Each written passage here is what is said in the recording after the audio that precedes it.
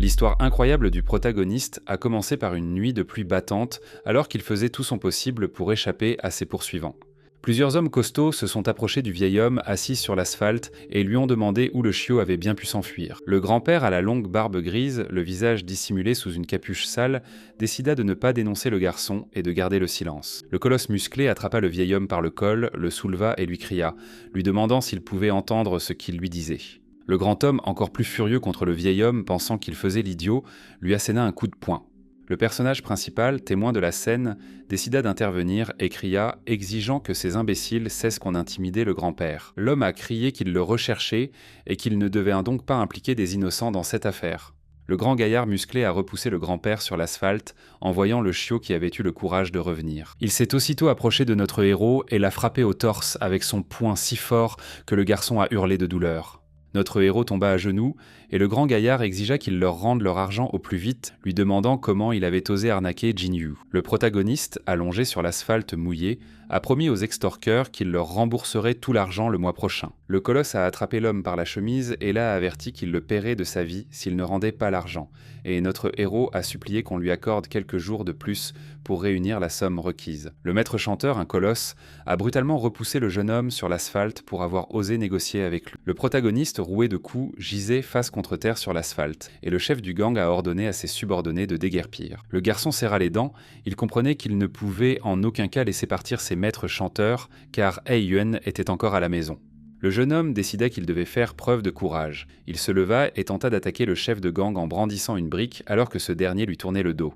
Il n'a pas réussi à toucher l'extorqueur. Notre héros a été poussé si violemment une nouvelle fois qu'il laissa tomber sur l'asphalte, malgré ses efforts pour résister. Soudain, une luxueuse voiture noire s'est arrêtée à proximité et les personnes à bord ont remarqué le bruit. Le chauffeur fut le premier à sortir de la voiture. Il ouvrit soigneusement le parapluie pour le monsieur respecté qui était assis sur le siège arrière. Sun Wenwu, membre du groupe Jinyu, est sorti de la voiture, accompagné d'une jeune fille nommée Ai Yuan. Le protagoniste vaincu était sous le choc, car il voyait devant lui sa petite amie, qui avait décidé de le trahir pour un homme riche. La jeune fille s'accrocha à son nouveau petit ami et dit à notre héros de ne pas l'appeler Ai Yuan, car son nouveau petit ami était le jeune maître Sun. Le jeune homme a hurlé, lui demandant pourquoi elle avait fait ça, car il y avait des sentiments entre eux et ils sortaient ensemble depuis plus de 10 ans. La mère d'Ai Yuan intervint dans la conversation, accusant notre héros de n'avoir ni honte ni conscience, car sa fille aurait réussi dans la vie depuis longtemps si ce type ne s'était pas autant accroché à elle. Le garçon demanda à sa tante comment elle pouvait dire une chose pareille. L'année dernière, lorsqu'elle avait eu une crise cardiaque, il était agenouillé à la porte Jinyu, implorant un prêt. La femme éleva la voix, traitant notre héros d'idiot suffisant à qui personne n'avait demandé de contracter cette dette, d'autant plus que Sun Wenwu lui avait acheté un bracelet pour bien plus cher. Ai Yuan a rappelé au garçon qu'il avait fait tout cela de son plein gré, car, selon lui, il était prêt à tout pour la fille. Lin Yuan a crié qu'il avait soutenu la jeune fille depuis sa première année jusqu'à ses études supérieures et qu'il avait même hypothéqué sa propre maison pour qu'elle puisse réaliser son rêve d'ouvrir un studio de design. Maman Ai Yuan gifla notre héros en criant qu'il n'était qu'un crapaud qui avait jeté son dévolu sur un cygne et que désormais sa fille n'appartenait qu'au jeune maître Sun. Au moment où la femme prononçait ces mots, la foudre frappa l'un des bâtiments de la ville et un tonnerre assourdissant résonna dans toute la rue. Le jeune maître Sun conseilla à Lin Yuan de comprendre sa place, sinon il se rendrait la vie pire que la mort s'il continuait à s'immiscer. Le protagoniste, le visage barbouillé de saleté, ouvrit la bouche en silence en entendant les menaces de l'homme. Lin Yuan bouillonnait de colère car il s'avérait que les 10 années passées avec la jeune fille n'avaient absolument rien signifié pour elle.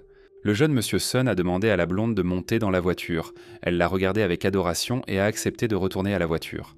La mère d'Ai Yuan prit la main de sa fille et l'emmena, disant que même regarder Lin Yuan ne pouvait qu'apporter des ennuis. Un colosse musclé s'approcha du jeune homme et lui demanda ce qu'il fallait faire de ce type, ce à quoi on lui répondit de tout faire selon les anciennes règles. Le colosse se retourna et regarda le protagoniste avec un sourire sanguinaire, se préparant déjà à s'occuper de lui sur ordre de Monsieur Soleil. Le cri perçant de notre héros résonna dans toute la ruelle tandis que les hommes de main du jeune homme se jetaient sur lui. Le jeune maître Sun partit en disant à Lin Yuan qu'il lui avait estropié la jambe pour les intérêts et qu'il ne s'en tirerait pas comme ça s'il ne payait pas le mois prochain. Le personnage principal était allongé sur l'asphalte mouillé, les yeux fermés et ne tentait même pas de se relever lorsqu'un homme en haillons sales s'approcha soudain de lui. Le grand-père se pencha vers lui et lui tendit la main. Mais notre héros demanda au vieil homme de partir rapidement car il ne voulait pas l'entraîner dans ses problèmes. Le vieil homme mystérieux toucha sa barbe et demanda au garçon de ne pas se décourager, car le moment de changer son destin était déjà venu. Le type se plaignait que sa copine l'avait quitté et qu'il était criblé de dettes et qu'il ne se serait pas retrouvé dans cette situation s'il avait eu de l'argent. Les yeux du protagoniste s'écarquillèrent de surprise lorsqu'il entendit la notification de l'application bancaire. Lorsque Lin Yuan sortit son téléphone et regarda l'écran, il fut stupéfait de constater que 10 millions de yuan avaient été déposés sur son compte. L'homme se releva d'un bond du bitume, incrédule. Il avait l'impression d'halluciner, tant la quantité était incroyable. Il fixa l'écran, se demandant si son vœu le plus cher s'était vraiment réalisé, et décida de les formuler désormais avec soin, en commençant par de petits projets. Le protagoniste a reçu une autre notification de la banque, il y avait maintenant 11 millions de yuan sur sa carte de débit. Lin Yuan se leva et se mit à exulter, criant que le jour était enfin arrivé où il pourrait radicalement changer son destin. Il avait complètement oublié qu'il avait mal à la jambe et une seconde plus tard, il s'est laissé retomber sur l'asphalte et son grand-père a proposé de l'emmener d'abord à l'hôpital. Au bout d'un moment, notre héros se trouvait déjà dans le hall de l'hôpital. Les types à proximité le regardaient sans de travers et se plaignaient que ce mendiant sentait mauvais. La jeune fille à l'accueil regarda le patient avec dédain et l'avertit que le traitement lui coûterait 50 000, alors qu'une chambre ordinaire coûte 10 000 par jour. Le protagoniste fut outré d'apprendre qu'une journée d'hospitalisation lui coûterait 10 000 livres et refusa d'être hospitalisé. L'employé de l'hôpital, blêmi de colère, se mit à crier sur le patient, lui demandant pourquoi il frimait s'il n'avait pas d'argent. Lin Yuan esquissa un sourire mystérieux avant de répondre à la jeune fille arrogante et hautaine.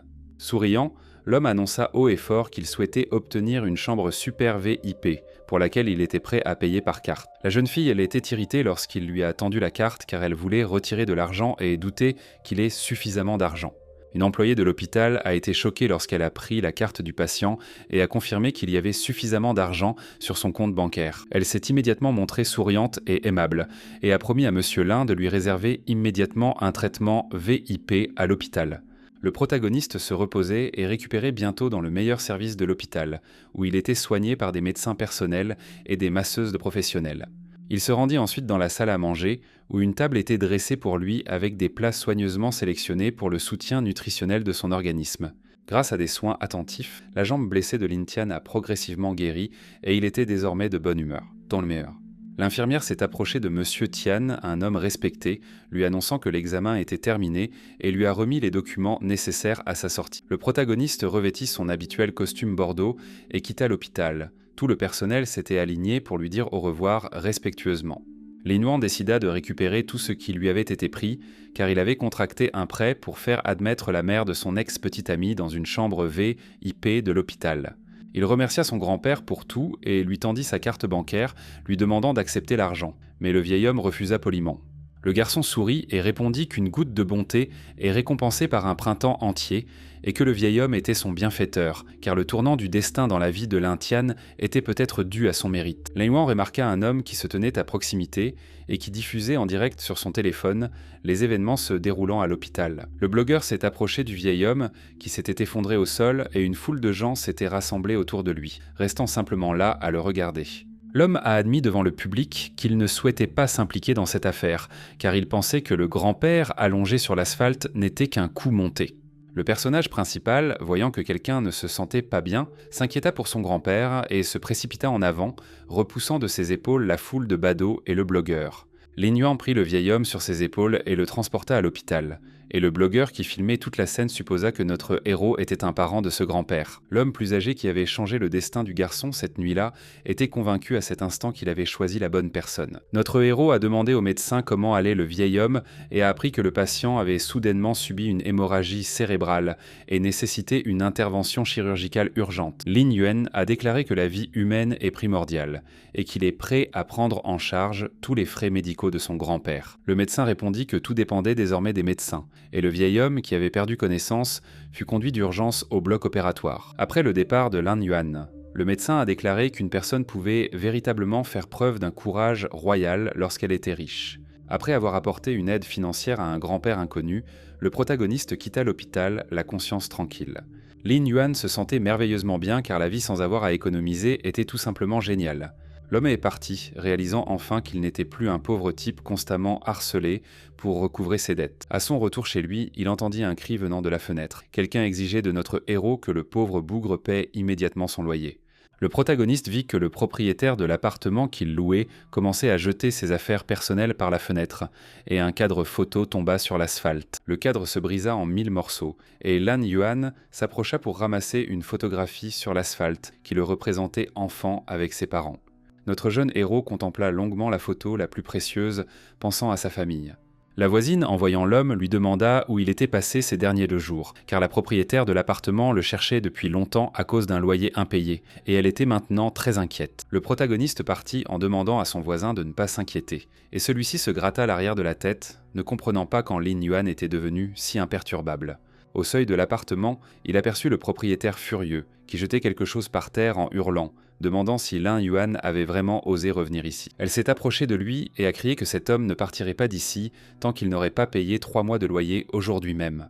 La femme, furieuse, regarda le jeune homme avec dédain et se demanda comment elle avait pu se retrouver mêlée à un tel cinglé. Le protagoniste regarda à nouveau la photo de ses parents et pensa à combien sa mère et son père avaient souffert à cause de lui. Le propriétaire de l'appartement continuait de crier sur Lin Yuan, et un voisin perplexe est sorti de l'appartement voisin pour demander ce qui s'était passé et pourquoi il y avait autant de bruit. Un autre voisin, témoin de la dispute, a tout raconté à l'homme et a ajouté que, selon les rumeurs, la petite amie de Lin Yuan l'avait également quitté. La troisième voisine, en entendant cela, a admis qu'elle aurait elle-même largué un tel type, car il empestait la pauvreté à des kilomètres à la ronde. La propriétaire, furieuse, hurla, demandant si notre héros faisait semblant d'être sourd, car il ne lui avait toujours pas répondu. Elle a admis qu'en toutes ces années de location d'appartements, elle n'avait jamais vu un type aussi effronté que Lin Yuan. La femme agita le bras en hurlant que ce salaud allait certainement la payer aujourd'hui, car c'était à cause de lui qu'elle n'avait pas d'argent pour jouer au mahjong. L'héroïne retira calmement sa main de son visage et lui demanda si cela valait la peine de se donner autant de mal pour une broutille. La propriétaire de l'appartement regarda notre héros avec perplexité, car elle ne considérait pas le fait que le loyer soit impayé depuis plusieurs mois comme une petite affaire. Lin Yuan a déclaré calmement qu'il lui avait déjà transféré l'argent et que 6000 yuan avaient effectivement été déposés sur le compte de la femme. La femme regarda notre jeune héros avec suspicion, ne comprenant pas d'où ce mendiant tenait soudain autant d'argent. Le propriétaire de l'appartement, intrigué, commença à jeter un coup d'œil au téléphone de notre héros, d'autant plus qu'il parlait comme s'il avait gagné au loto. Elle fut choquée de voir une notification sur l'écran de son téléphone indiquant que 6000 yuan venaient en d'être débités de sa carte, laissant près de 11 millions de yuan disponibles. La femme abasourdie ne comprenait pas ce qui se passait, car même si elle vendait toute la maison, elle n'en tirerait pas autant d'argent. Le protagoniste baissa les yeux vers la propriétaire de l'appartement et lui demanda si elle en avait assez vu, après quoi elle se mit à bégayer. Lin Yuan sourit et admit qu'il avait eu une excellente idée, en voyant à quel point la femme prenait plaisir à extorquer des loyers aux gens. Elle a été choquée lorsque l'homme lui a dit qu'il lui donnerait l'opportunité de percevoir des loyers à vie car il achetait cette maison. Les voisins se mirent à crier avec colère contre Lin Yuan, affirmant qu'il n'aurait même pas assez d'argent pour acheter les toilettes, mais il perdit immédiatement la tête après avoir reçu quelques kopecks de loyer. La femme a demandé à Monsieur Lin de ne pas écouter ces imbéciles, affirmant que le prix actuel du marché pour cette maison était de 4,5 millions. L'homme lui a tendu une carte lui disant qu'il y avait 10 millions dessus, et qu'avec le reste de l'argent, elle pourrait rénover l'endroit pour en faire le meilleur appartement de la ville. Avec un sourire obséquieux, la dame tendit les 2 mains pour prendre la carte et promit à Monsieur Lin de tout faire au mieux. Lin Yuan a dit à ses voisins de faire leurs valises et de s'assurer qu'aucun d'eux ne soit encore là dans les 3 jours, sinon ses employés jetteraient leurs ordures dans la rue. Les voisins se mirent à crier et à se plaindre, affirmant que leur bail n'avait pas encore expiré et qu'ils avaient à les payer le loyer de l'appartement. Le propriétaire de l'appartement a demandé à ces imbéciles pourquoi ils se disputaient, ici, puisque cette maison appartient désormais à Monsieur Lin, et que sa parole est loi. Notre héros est parti en agitant la main et a finalement ordonné au propriétaire de l'appartement de s'assurer que ses voisins soient repartis dans les 3 jours. Cette même nuit, d'autres événements se sont déroulés à l'hôtel Golden Peak, situé dans la ville de Jiangcheng. Le personnage principal se dirigeait justement vers cet hôtel de luxe, marchant seul le long du long tapis rouge. À la réception, il fut accueilli par une jeune fille souriante qui le salua et lui demanda s'il avait une réservation. Quand elle lui a demandé s'il voulait vivre à Meitian ou à Wajuda, le garçon s'est gratté le visage et a répondu qu'il ne voulait vivre ni à l'un ni à l'autre endroit. Le protagoniste fronça les sourcils et détourna le regard lorsqu'une personne le remarqua et lui demanda ce que ce pauvre type faisait dans un hôtel 5 étoiles. L'homme aperçut devant lui son ex-petite amie A-Yuan, qui marchait accompagnée du jeune monsieur Sun. A-Yuan conseilla à Lin Yuan de se réveiller, car tout était fini entre eux, et qu'il devait partir d'ici et l'oublier si les derniers vestiges de sa raison ne lui avaient pas encore été arrachés. Le protagoniste se détourna, répondant qu'il n'avait absolument besoin de la jeune fille, mais elle continua de le regarder en fronçant les sourcils. La jeune fille lui demanda d'arrêter de faire semblant, convaincue que Lin Yuan l'avait probablement suivi jusqu'à l'hôtel dans l'espoir de lui parler et de tenter d'arranger les choses entre eux.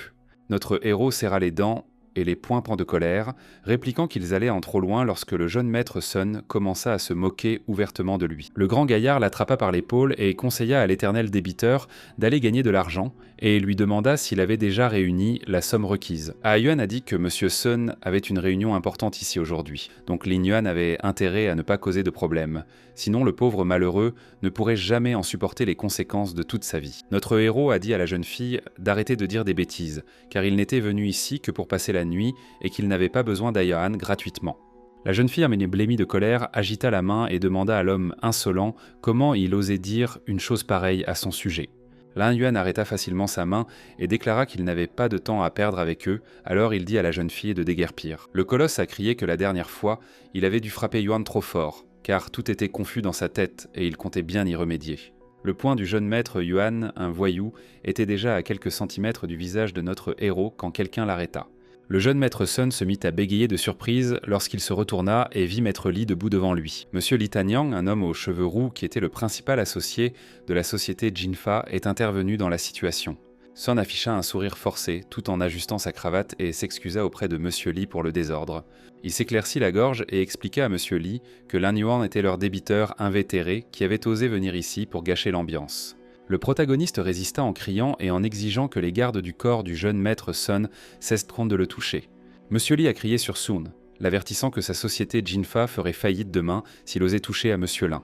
Les clients de l'hôtel ne comprenaient pas ce qui se passait, car Monsieur Li s'est mis à défendre notre héros de manière totalement inattendue. Li Tanyang passa devant lui, ignorant complètement le jeune maître Sun, qui tenta de s'adresser à lui avec une expression perplexe.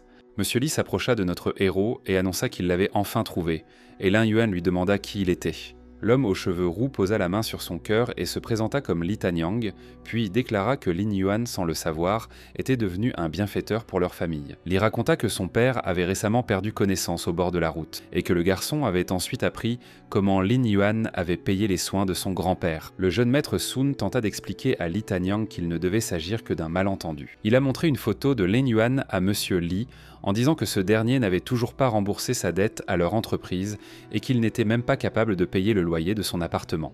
Monsieur Li n'était pas impressionné par ces informations. Il a demandé à Sun de lui montrer quelque chose également et lui a montré l'écran de son téléphone.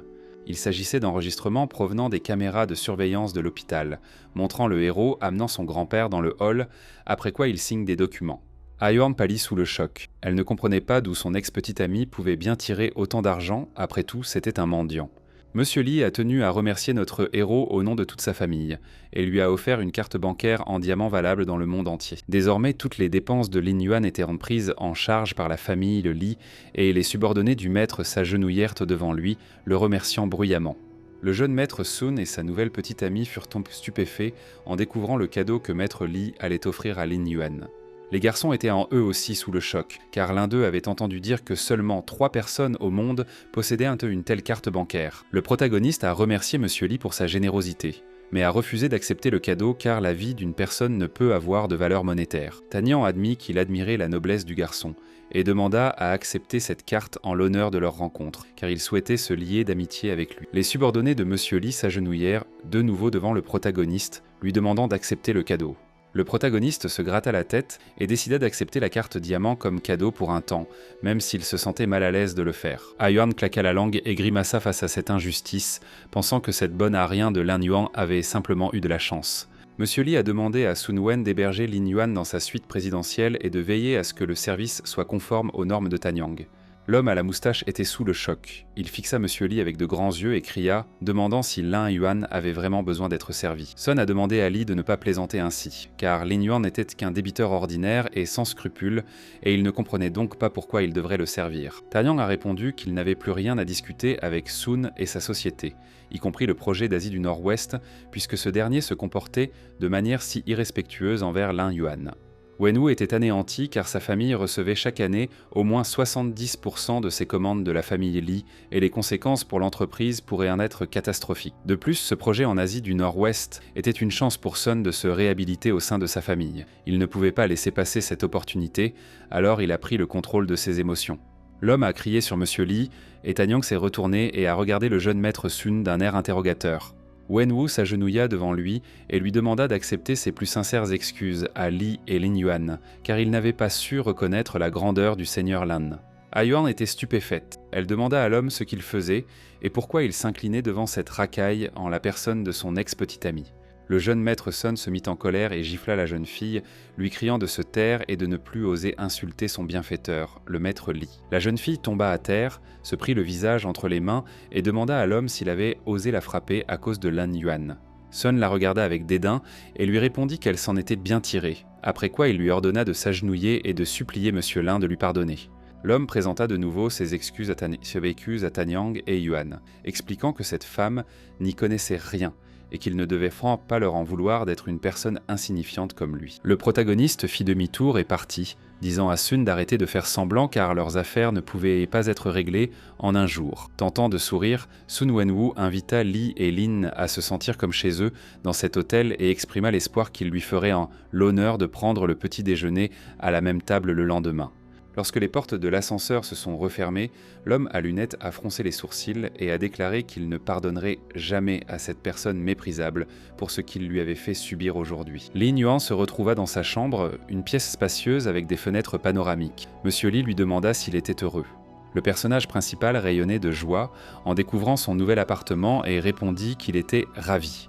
Monsieur Li avait encore quelque chose à offrir aux bienfaiteurs de sa famille, alors il ordonna à ses subordonnés de commencer. Lin Yuan se mit à crier et à se plaindre, demandant ce qu'il faisait lorsque les gardes de Li Tanyang l'attrapèrent par les épaules et commencèrent à l'emmener quelque part. Notre héros était ravi lorsqu'il fut installé sur une chaise et que deux jeunes filles commencèrent à lui faire un massage.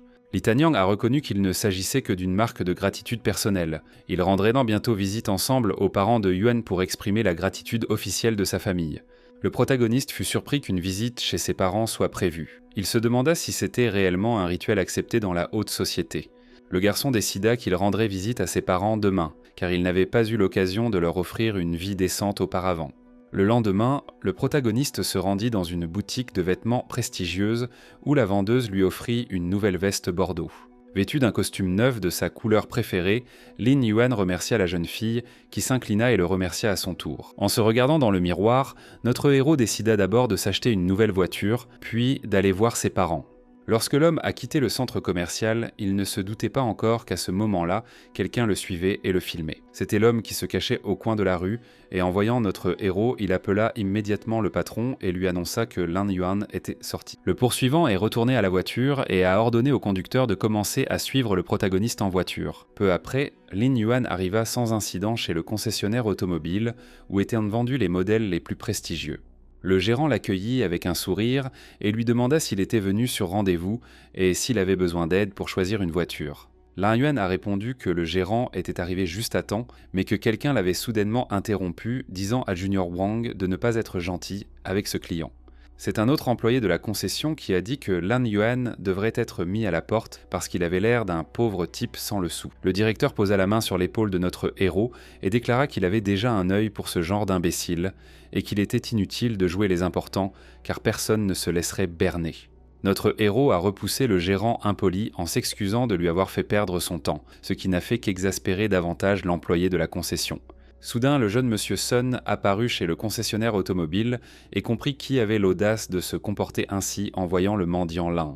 Yuan retira ses lunettes. Elle ne s'attendait pas à voir ici ce minable personnage qu'était son ex-petit ami, car elle ne pensait pas qu'il aurait le courage d'entrer dans cette concession automobile. Sun s'approcha de Lin Yuan et lui conseilla franchement de ne même pas essayer de prendre de l'avance, s'accrochant à Monsieur Li. L'homme a dit à notre héros de rester à sa place, car il était un bon à rien, et même la fille avec qui il avait été en couple pendant 10 ans l'a quitté pour Sun Wen au bout de quelques jours. Le colosse travaillant pour le jeune maître Sun s'est lui aussi mis à se moquer du protagoniste en évoquant ses poches vides. Yuan regarda son ex-petite amie avec dédain et déclara qu'elle n'aurait probablement jamais pu s'asseoir dans une Maybach de sa vie si elle avait choisi cet homme sans valeur au lieu de Sun Wenwu. Le protagoniste s'approcha d'une des voitures de luxe exposées dans le hall d'exposition, posa la main sur le capot et admit que la jeune fille ne pouvait vraiment pas s'asseoir dans une Maybach avec lui. L'homme a admis qu'il allait acheter une voiture complètement différente et a désigné du doigt la voiture qu'il voulait. Il s'agissait d'une Bugatti vert foncé unique dont seulement 3 exemplaires ont été produits dans le monde entier. Sun et sa petite amie ont ri car, selon eux, Lin Yuan s'était mis à divaguer en plein jour et le gérant avait dit à notre héros de déguerpir, sinon il aurait des ennuis. Le protagoniste, les ignorant, s'approcha du directeur Wang et lui remit sa carte bancaire afin qu'il puisse finaliser la transaction. Chez le concessionnaire Tuono Autant, tout le monde était stupéfait lorsque le virement a été effectué et que 130 millions de yuan ont été débités de la carte du client pour l'achat de la voiture. Le gérant aux cheveux bleus était sous le choc, ne comprenant pas ce qui se passait, car il était certain que Lin Yuan n'était qu'un pauvre homme en haillons. Le patron de la concession s'est précipité vers le gérant impoli et l'a giflé, en disant à cet imbécile borné de la fermer. Junior Wang regarda avec effroi la directrice qui commençait à battre ses subordonnés devant tout le monde. Elle s'est rapidement mise à sourire en se tournant vers notre héros et en le remerciant pour son achat. Puis elle a promu le jeune Van au poste de vendeur senior. Rayonnant de bonheur, Wang se mit à s'incliner frénétiquement devant le directeur et Monsieur Lin leur exprimant sa profonde gratitude. Le protagoniste a répondu que le directeur méritait cette promotion car il n'était pas du genre à mépriser les gens. Le gérant aux cheveux bleus qui avait été impoli envers Monsieur Lin fut horrifié lorsque le directeur le licencia en public. Il a commencé à supplier sa patronne de ne pas le licencier, car il avait pris conscience de son erreur et ne mépriserait plus personne, mais elle est restée inflexible. L'homme s'est agenouillé devant notre héros et a déclaré que Lin Yuan était un homme généreux et formidable, doté d'un grand cœur, et qu'il devait donc intercéder en faveur du directeur licencié. Les agents de sécurité de la concession automobile ont saisi le gérant licencié par les bras et ont commencé à l'expulser de force des lieux, mais il a continué à crier qu'il avait un prêt immobilier et qu'il ne pouvait pas perdre son emploi. Le gérant sourit et déclara que, conformément au règlement de leur salon, Lin Yuan bénéficierait des services d'un chauffeur personnel en cadeau. Elle a demandé à être présentée à sa nouvelle conductrice personnelle, Madame Kanmo, qui était également la gagnante du concours Miss Univers. Le jeune maître Sun s'est mis à crier que cela ne pouvait pas se produire, mais le garde lui a dit de ne pas approcher Madame Kanmo, car seul un propriétaire de Bugatti respecté pouvait se permettre cela. Sun Wenyu serra les dents de colère et pensa que ce mendiant qui avait rejeté Lin Yuan n'avait dû obtenir tout cela que grâce à ses relations avec le directeur Li. Le lendemain matin, Shinmo amena notre héros au village dans sa nouvelle voiture, après quoi ils descendirent de voiture. Lin Yuan fit un signe de la main à ses tantes et demanda aux femmes ce qu'elles faisaient dehors, supposant qu'elles se détendaient simplement. Les vieilles femmes reconnurent leur neveu de loin, mais avec difficulté, car notre héros n'était pas retourné dans son village natal depuis de nombreuses années. Les tantes sourirent et devinèrent que Lin Yuan avait amené Sumé avec lui, puis demandèrent qui était la jeune fille à côté d'elle. Ils furent stupéfaits lorsque Kanmo se présenta comme la conductrice personnelle de Monsieur Lin. Le personnage principal, sans rien expliquer à ses tantes, leur fit un signe d'adieu et partit car il devait rendre visite à ses parents. Les tantes ont commencé à répandre des rumeurs selon lesquelles Lin Yuan était criblé de dettes, ce qui expliquerait pourquoi Ah Yuan était parti pour un homme riche, ce qui signifierait que son chauffeur personnel n'était qu'une jeune fille qu'il avait engagée. Peu après, Lin Yuan fit visiter sa maison à Kinmo et lui expliqua qu'il n'était là pas riche, mais que ses parents étaient des gens honnêtes et respectables. Soudain, le personnage principal entendit des cris provenant de la fenêtre de sa maison. Quelqu'un exigeait de l'argent du vieux bonhomme. Lin Yuan a eu très peur en réalisant qu'une dispute avait lieu chez lui, ce qui signifiait que ses parents étaient peut-être en danger. À ce moment-là, un homme chauve présent dans la maison a saisi le père de notre héros par le col, exigeant de lui 10 000 $ sur le champ, faute de quoi il détruirait toute la maison. L'homme effrayé répondit que c'était injuste car il n'avait touché qu'un seul germe, et celui-ci exigeait une somme d'argent aussi importante. L'homme chauve et furieux cria qu'il s'agissait d'un pin de Bayeux importé et qu'un seul petit arbre coûtait 20 000 livres sterling au marché. Le second maître chanteur, en montrant ses poings, a suggéré à frère Hu d'arrêter de dorloter cet homme et de simplement prendre tout ce qui avait de la valeur dans la maison. Ils se retournèrent brusquement et se demandèrent qui avait bien pu couiner en entendant les injonctions de libérer l'homme immédiatement. C'est le personnage principal qui, avec courage, a pénétré par effraction dans sa maison pour protéger ses parents des extorqueurs. L'homme chauve à la cicatrice a immédiatement reconnu en Lin Yuan un raté qui avait perdu sa fiancée et était criblé de dettes, et lui a demandé ce qu'il faisait là. Le second maître chanteur a ri et a suggéré que notre héros n'était plus autorisé à vivre paisiblement en ville à cause de ses dettes et que c'est pour cela qu'il était revenu. Le protagoniste conseilla calmement à Li Yu de ne pas creuser davantage sa propre tombe et lui demanda pourquoi il importunait ses parents. Li Hu a répondu que la veille, le père de Lin Yuan avait conduit son tracteur là où il n'aurait pas dû, écrasant plus d'une centaine de jeunes plants, donc demander seulement 10 000 pour cela était encore raisonnable. Le père de Lin Yuan s'est défendu en affirmant qu'il avait simplement fait un léger écart pour laisser passer la voiture et qu'il n'avait heurté qu'un seul jeune arbre. Hu, le chauve, fouilla dans sa poche, disant qu'il n'était pas une bête pour demander 10 000 $ aux mendiants, car il ne serait pas capable de réunir une telle somme, même en un demi-siècle. Il sortit l'accord de cession de terrain pour le développement, dit à Lin Yuan de le signer, et emmena ses aînés en ville. Les parents de notre héros étaient encore plus dévastés, se plaignant à Li Yu qu'il essayait simplement de les conduire à leur perte. Lin Yuan lança un regard noir à l'homme chauve, et lui fit clairement comprendre qu'il savait ce qu'il avait fait pendant toutes ces années, et qu'il allait donc en subir les conséquences. Li Hu était outré qu'un individu aussi méprisable ose le menacer, et il a menacé de le faire tomber de sa tanière. Une foule d'hommes a fait irruption chez Lin Yuan lorsque leur chef, Li Hu, a donné le signal de s'occuper du garçon par la force. Armés de bâtons, des hommes robustes encerclaient notre héros et son chauffeur personnel. Lin Yuan reconnut que les mots ne résoudraient pas ce problème. L'homme a reproché à notre héros de ne pas avoir apprécié la gentillesse de Li Hu. Il devrait donc se préparer à recevoir un coup de poing au visage. Le protagoniste serra les dents, devenant encore plus furieux contre Li Yu qui avait osé parler de sa bonté. Lin Yuan s'est précipité en avant en criant qu'il se fichait de la gentillesse de Li Hu, et au même moment, il lui a soudainement donné un coup de poing au visage. Après avoir reçu un bleu au visage, Li Yu a crié à ses hommes de main d'attraper et de tabasser immédiatement ce salaud de Lin Yuan. Les gros bras s'approchèrent de notre héros, prêts à le tabasser, et Qin Mo s'interposa pour protéger Monsieur Lin. Miss Univers a été la première à attaquer l'homme armé d'un bâton, en lui donnant un coup de pied dans le cou. Ensuite, la conductrice personnelle de Lin Yuan a de nouveau donné un coup de jambe pour neutraliser complètement le voyou de Li Yu. Après avoir neutralisé un gros bras, Qin Mo passa au suivant et décida cette fois de frapper le bandit au torse. Les voisins qui s'étaient rassemblés devant la maison de la famille Lin ont entendu le bruit et ont pensé que Lin Yuan et ses parents étaient en grand danger. Les hommes furent stupéfaits lorsque quelqu'un jeta hors de la maison les hommes de main de Li Yu, roués de coups et entassés les uns sur les autres. Li Yu, qui avait perdu une dent après une bagarre avec Qin Mo, est également sorti de la maison et n'arrêtait pas de crier et de menacer, affirmant qu'il ne laisserait pas cela impuni. Avec l'aide de son subordonné, le maître chanteur chauve quitta le territoire de Lin Yuan et la maison de sa famille. Les voisins se mirent aussitôt à faire l'éloge de notre héros, affirmant qu'ils l'avaient toujours considéré comme un homme à fort potentiel et qu'ils étaient heureux de voir les visages peints de ces bandits. Une fois tout terminé, le personnage principal, inquiet pour ses parents, les a immédiatement serrés dans ses bras et leur a demandé s'ils allaient en bien. Son père et sa mère le rassurèrent en lui disant qu'ils allaient en bien, mais Monsieur Lin prévoyait déjà de quitter le village, car il ne serait pas autorisé à y vivre en paix. Notre héros a demandé à ses parents de ne pas s'inquiéter et a avoué qu'il était venu au village pour les emmener dans sa ville. Lin Yuan s'apprêtait à parler de ses projets à ses parents, mais soudain, il a eu un violent vertige. Le personnage principal commença lentement à fermer les yeux, et les parents, inquiets pour leur fils, ne comprenaient pas ce qui lui arrivait. L'homme a perdu connaissance et s'est effondré au sol. Qin Mo s'est inquiété pour lui, et les voisins ont commencé à s'inquiéter pour notre héros, car il n'avait pas été blessé lors du combat. Les voisins en conclurent que Lin Yuan s'était simplement accroché de toutes ses forces et qu'il s'était maintenant relâché, et que la bande de Li Yu ne lui laisserait plus une vie paisible. Le personnage principal a finalement repris ses esprits et a convaincu ses parents qu'il allait bien et qu'il n'y avait pas lieu de s'inquiéter pour lui, puisqu'il avait simplement mal dormi ces derniers instants. Il annonça une fois de plus solennellement son intention d'emmener ses parents avec lui en ville pour y vivre dans un grand appartement et ne plus connaître aucun souci. Alors qu'il quittait la maison, l'homme a dit que sa voiture était garée à l'entrée du village et qu'il pouvait partir immédiatement.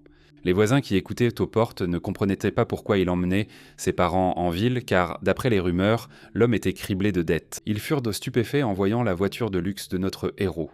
Et certains insinuèrent que Lin Yuan avait gagné son argent par des moyens malhonnêtes. Quelques heures plus tard, Lin Yuan et ses parents étaient déjà en ville. Le garçon avait d'abord proposé à ses parents de les habiller dans le magasin.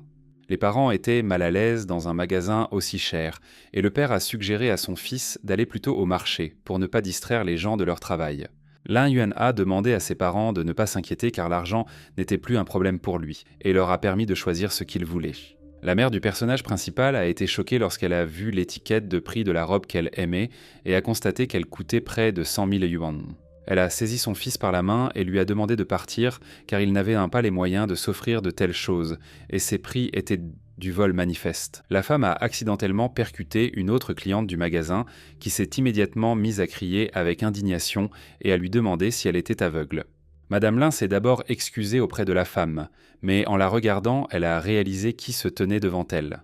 Elle l'a reconnue comme étant la mère de Soumei, la petite amie de son fils, et elle renifla de mécontentement en disant qu'elle ne voulait pas croiser une autre pauvre femme par une si belle journée. Ces paroles ont offensé Madame Lin, qui a répondu qu'ils étaient nés pratiquement de la famille et qu'elle n'aurait donc pas dû parler ainsi. Madame Su fit un geste de la main et conseilla à la mère de Lin Yuan de se regarder d'abord dans le miroir et de s'éloigner d'elle, car cette femme empestait la pauvreté à des kilomètres à la ronde. En ledio rant et cranant à la de Randolph. Le père de Lin Yuan supposa qu'il y avait eu un malentendu et était prêt à présenter ses excuses à son fils s'il avait commis une erreur, car Yuan et Soumei préparaient tant leur mariage. Yuan intervint et dit à l'homme que Lin Yuan n'était qu'une grenouille qui voulait goûter à la chair de cygne.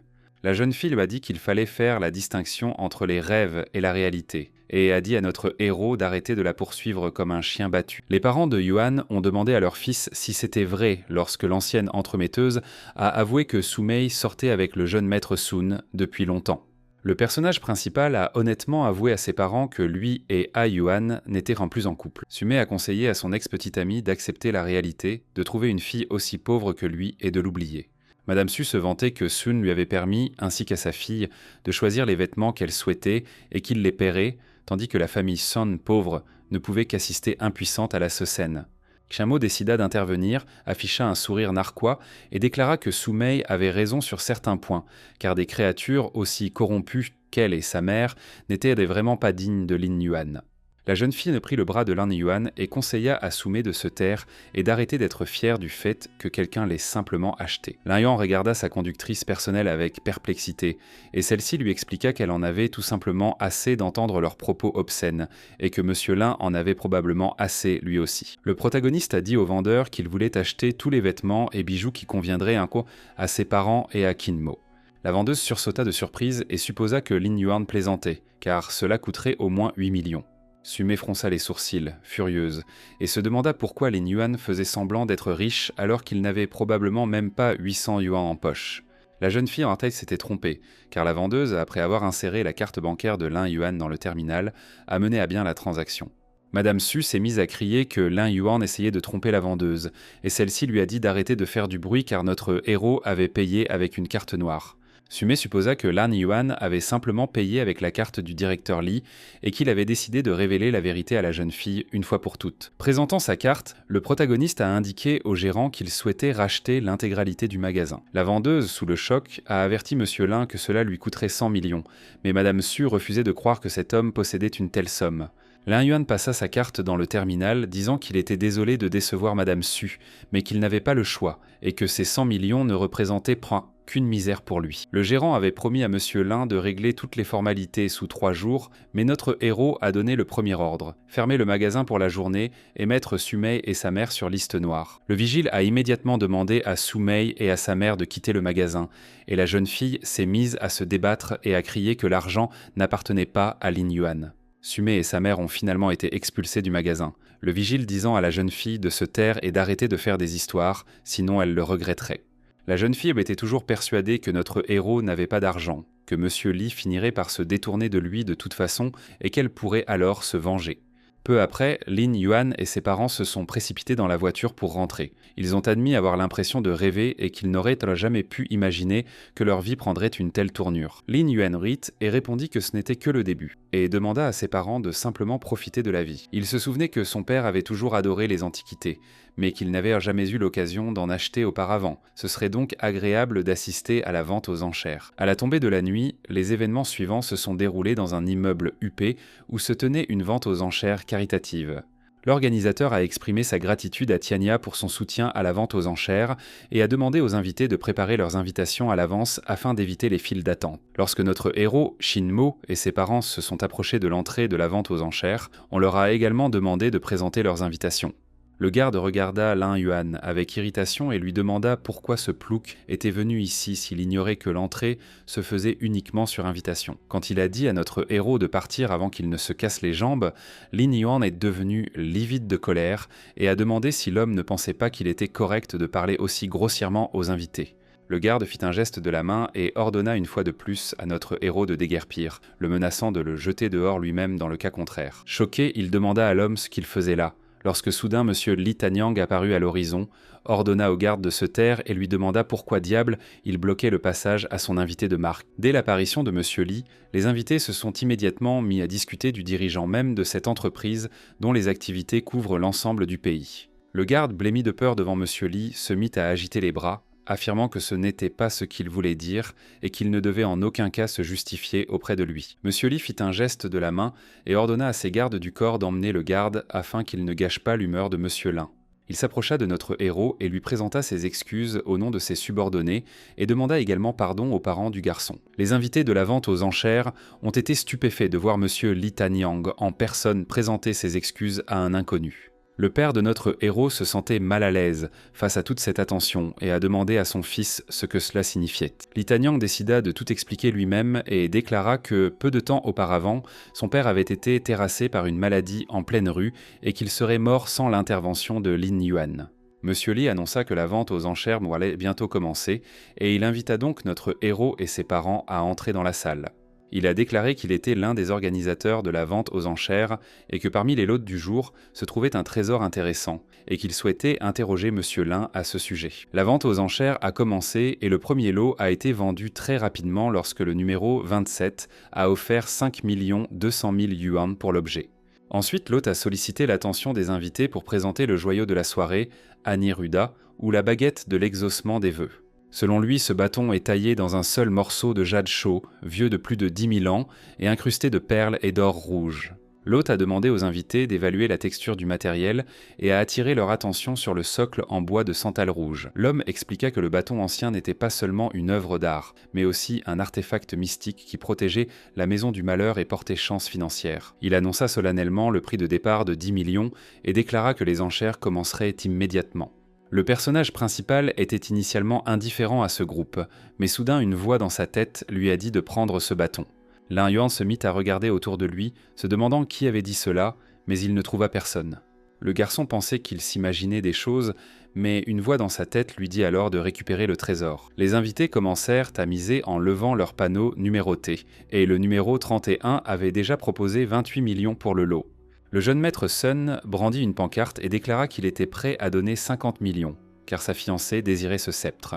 Les invités furent stupéfaits par le geste de cet homme, affirmant qu'il s'agissait d'une expression d'amour véritable, et qu'il était peu probable que quiconque oserait offrir davantage. Sumé sourit, disant à son amoureux que ce n'était pas nécessaire, et que l'animateur avait déjà commencé le compte à rebours. Le jeune maître Sun avait presque tout raflé, mais au dernier moment, notre héros est intervenu, demandant au présentateur d'arrêter. L'homme a brandi une pancarte et a déclaré qu'il donnerait 100 millions pour le terrain, car, par coïncidence, sa petite amie l'aimait aussi. Les participants à la vente aux enchères caritatives sont restés bouche bée de stupéfaction en apprenant la somme astronomique que le jeune homme était prêt à débourser. L'hôte a averti Lin Yuan que pour miser plus de 100 millions, le client devait présenter une carte bancaire pour vérifier ses actifs. Le personnage principal répondit qu'il acceptait sans problème, et un sourire confiant illumina son visage, car il avait réellement l'argent. Les invités furent stupéfaits lorsque les biens de Lin Yuan apparurent à l'écran, et il s'avéra que cet homme possédait 920 millions de yuan sur son compte. Sun Wenyu s'est senti incroyablement mal à l'aise lorsque le commissaire-priseur lui a demandé de confirmer également ses biens. Il s'est avéré que le jeune maître Sun ne disposait que de 90 millions sur son compte. Il a donc été prié de se retirer des enchères. L'homme se leva et cria que cela ne représentait qu'une partie de son patrimoine, et que la société Jinfa pouvait se permettre d'acheter ce bibelot.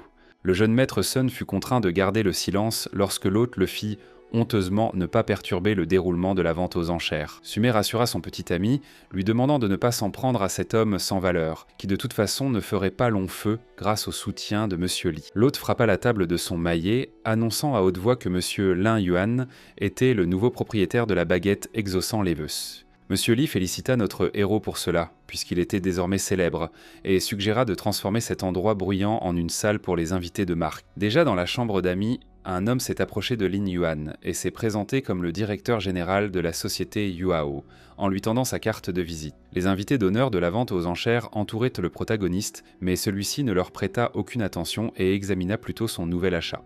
Soudain, la perle centrale du bâton de jade s'activa et commença à émettre une lumière jaune éclatante. Cela affecta immédiatement le bien-être de notre héros. L'homme grimaça de douleur et se prit la tête entre les mains. Lorsqu'il ouvrit les yeux, l'homme se retrouva dans un autre plan de réalité, mais n'avait absolument aucune idée de l'endroit où il se trouvait. Il se couvrit les yeux de la main tandis qu'une vive lumière jaune surgissait des ténèbres infinies et l'aveuglait. Le tourbillon de vent, au centre duquel se trouvait le garçon, commença à s'intensifier, et la lumière, semblable à celle du soleil, devint également plus vive. Le jeune homme flottant dans l'espace infini vit un être divin géant devant lui qui annonça que Lin Yuan était désormais le 99e dieu de la richesse des trois mondes. Le personnage principal regarda l'homme géant à moustache avec stupéfaction et demanda à nouveau car il ne comprenait rien.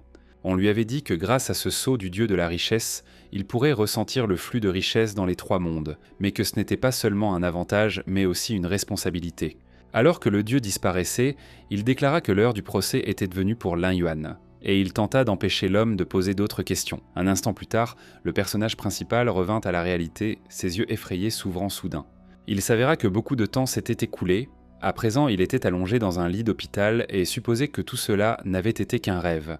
Monsieur Lee entra dans la pièce et fut visiblement ravi de voir que notre héros s'était enfin réveillé. Il a demandé à Monsieur Lin si quelque chose le tracassait et a répondu qu'il avait déjà engagé de bons médecins, prêts à exécuter tous ses ordres. Inquiet pour notre héros, Tan Yang demanda prudemment à Lin Yuan s'il avait rencontré des difficultés. Le protagoniste a admis qu'il voulait créer sa propre entreprise afin de pouvoir concurrencer celle de Jinfa à armes égales. Monsieur Lee a répondu qu'il avait déjà entendu parler de sa relation avec l'entreprise et qu'il soutenait son désir de se venger d'elle. Lin Yuan expliqua que la société Jinfa avait monopolisé près de la moitié de l'économie de la ville et ruiné de nombreuses personnes avec ses prêts insoutenables. Cet homme voulait donc simplement faciliter la vie des habitants de la ville. Li Tanyang ne pensait pas que notre héros aurait une âme aussi généreuse et une vision aussi large, et il était prêt à l'aider de toutes les manières possibles. Le garçon a demandé si Monsieur Li pouvait enregistrer une société pour lui, et Tanyang lui a demandé quel nom il souhaitait lui donner. Souriant, le protagoniste répondit avec assurance qu'il souhaitait nommer son entreprise la Compagnie de la Prospérité. L'incident suivant s'est déroulé dans les bureaux de la société Jinfa, où la chaise de bureau du jeune Monsieur Sun était vide. À ce moment-là, il était assis sur le canapé avec Su Mei et lisait les nouvelles selon lesquelles Lin Yuan voulait créer sa propre entreprise, ce qui signifiait donc qu'il était devenu fou. Tous deux se moquaient pro de Lin Yuan, le considérant comme un rêveur sans potentiel, puisque personne n'investirait dans son entreprise. L'expression du jeune maître Sun changea brusquement et il poussa un cri de peur en apprenant la nouvelle suivante. Il y était indiqué que Lin Yuan était devenu le fondateur de la Société de la Prospérité et qu'il avait toutes les chances de devenir le nouveau président de la Chambre de commerce. C'était le 22 juin, et tout était prêt pour la conférence de presse organisée spécialement pour notre héros. Un journaliste a demandé au directeur Ling s'il craignait de subir des pertes en créant une entreprise axée principalement sur l'investissement dans l'entrepreneuriat des jeunes et le soutien à la population. Lin Yuan n'y pas sa peur, mais répondait qu'il craignait davantage de priver les gens et les jeunes de la possibilité d'échapper à leur situation difficile.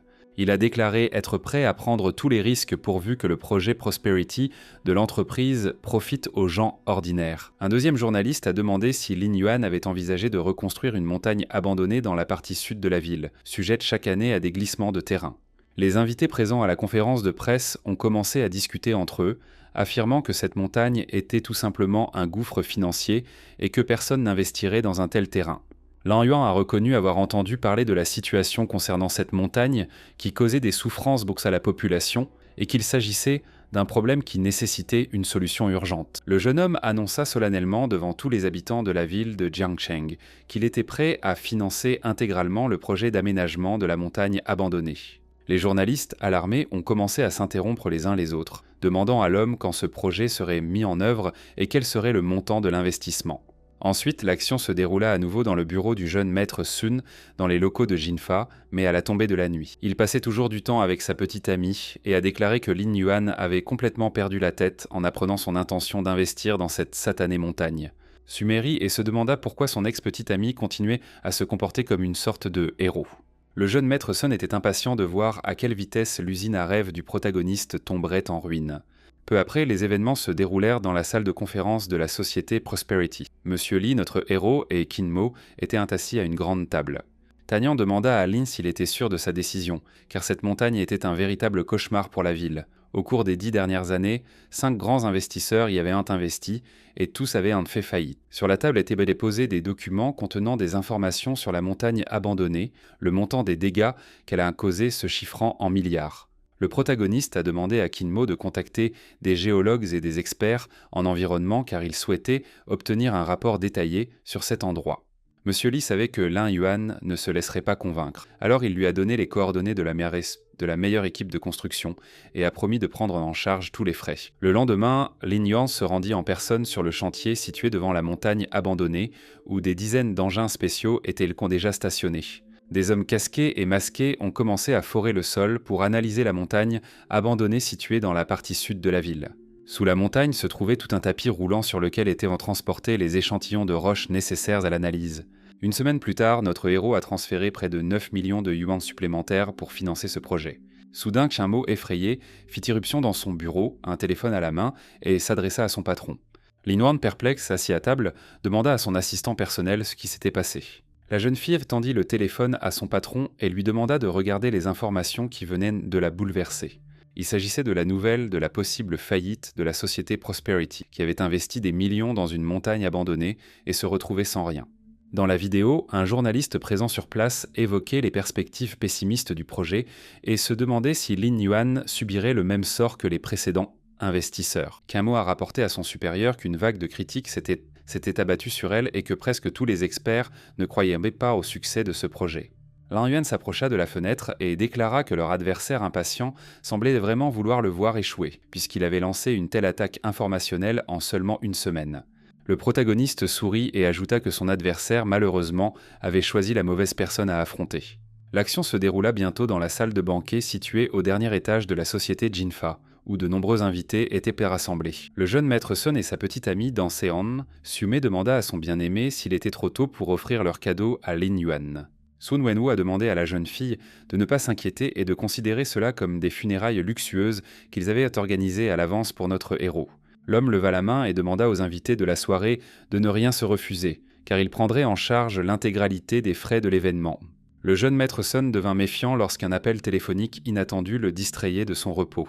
Sun a répondu à l'appel et a commencé par une plainte, demandant à l'homme où il se trouvait, car il l'attendait déjà. L'homme était furieux en entendant la réponse. Il a crié, demandant à son interlocuteur de répéter ce qu'il avait dit. En apprenant la nouvelle, M. Sun Wenwu a perdu son sang-froid, a hurlé et a jeté son téléphone au sol de toutes ses forces. La jeune fille, ne prenant pas la colère de son amant au sérieux, lui demanda de se calmer et lui demanda pourquoi il s'était emporté. Le jeune maître Sun se retourna, lança un regard noir à sa petite amie et lui cria de sortir. Serrant les dents de rage, Sun Wenwu se mit à maudire ce bon à rien de Lin Yuan sans expliquer ce qui s'était passé.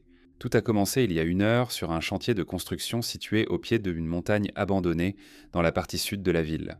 Lin Yuan entra dans la tente et demanda aux ouvriers comment la situation se présentait. Ceux-ci étaient déjà prêts à lui donner les dernières nouvelles. Selon l'employé, lors de son travail aujourd'hui, il est tombé sur quelque chose de dur. Au début, il a cru que c'était juste une pierre, mais en y regardant de plus près, ils ont découvert que le sol excavé contenait des traces de minéraux et qu'il s'agissait très probablement de minerais d'or. Lorsqu'un des employés descendit dans la mine, il vit que tous les murs intérieurs étaient littéralement recouverts d'or. Monsieur Lee serra Lin Yuan dans ses bras et s'écria qu'il avait simplement de la chance, car un tel miracle ne se serait pas produit même en 100 ans. Lin Yuan a demandé à son ami d'arrêter de se moquer de lui, car il n'aurait pas pu prévoir cela. Il était fort probable que le ciel ait été touché par sa détermination. Notre héros a demandé à Kin Mo de renforcer d'urgence la sécurité sur le site et d'ordonner l'installation de caméras de vidéosurveillance tout autour du périmètre. Monsieur Lee s'est méfié lorsqu'il a compris que Lin Yuan voulait confier le développement de la mine d'or à l'État. Lin Yuan répondit que ce dépôt appartenait à leur État et qu'il confiait cette affaire à Tanyang, puisqu'il n'avait aucune relation dans la région. Li Tanyang répondit qu'il ne s'était finalement pas trompé au sujet de notre héros et lui dit de ne pas s'inquiéter, car il allait tout arranger. Les événements se sont ensuite déroulés dans un gratte-ciel appartenant au gouvernement de la ville de Jiangcheng. Le protagoniste arriva à une réunion concernant un rapport sur la faisabilité de l'exploitation d'une mine d'or dans la partie sud de la ville. Le gouverneur de la ville, Zhang, a déclaré avoir entendu parler des pertes persistantes de la société de Lin Yuan avant même la découverte de la mine d'or. Lin Yuan le remercia de sa sollicitude et répondit que tout allait bien et que ces pertes ne lui importaient pas.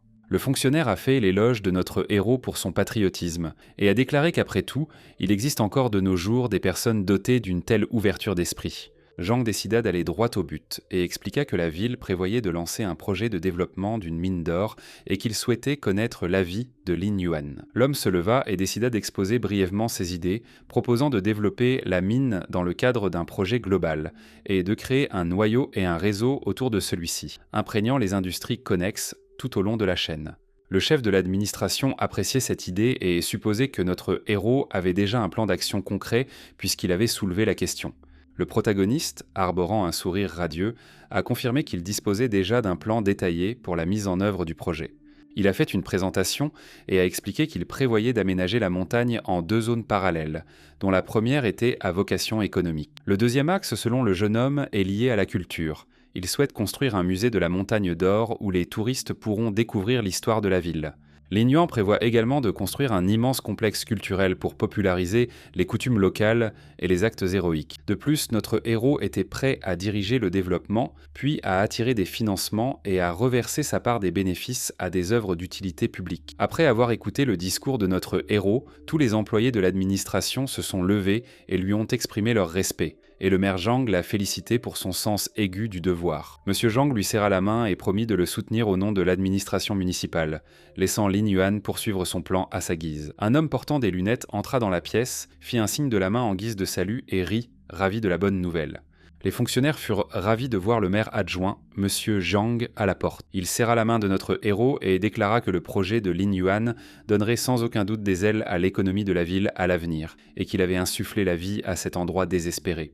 Le maire adjoint a rappelé que, selon les rumeurs, le président de la chambre de commerce de la ville avait récemment pris sa retraite. L'homme a déclaré qu'il pensait que le candidat idéal pour le poste avait déjà été trouvé et a demandé si Lin Yuan serait intéressé à devenir président de la chambre de commerce. L'homme le remercia pour son offre, mais déclina le poste car il souhaitait pour l'instant se concentrer sur le développement de la mine d'or. Le lendemain, de nouveaux événements se sont produits sur le chantier de construction de Golden Mountain. Lin Yuan a ordonné à Qin Mo de veiller à ce que les fonds destinés au retour des habitants des villages environnants qui devaient sans être réinstallés soient intégralement perçus. Monsieur Li a suggéré que notre héros installe le musée sur un terrain montagneux afin que le village local reste à une distance de sécurité, et Lin Yuan a accepté. Qin Mo a rapporté à son patron que, d'après les résultats de l'étude sur la population de ces villages, les citadins gagnaient leur vie grâce à l'agriculture et à des petits boulots.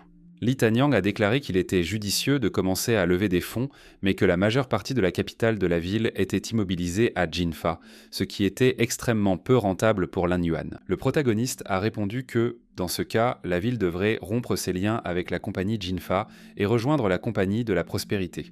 Dans la salle de conférence de la banque XX, un journal était déjà posé sur la table annonçant que la première banque de la ville mettait fin à sa coopération avec la société Jinfa. Le journal a rapporté que le nouveau partenaire de la banque était un jeune entrepreneur prometteur, Lin Yuan.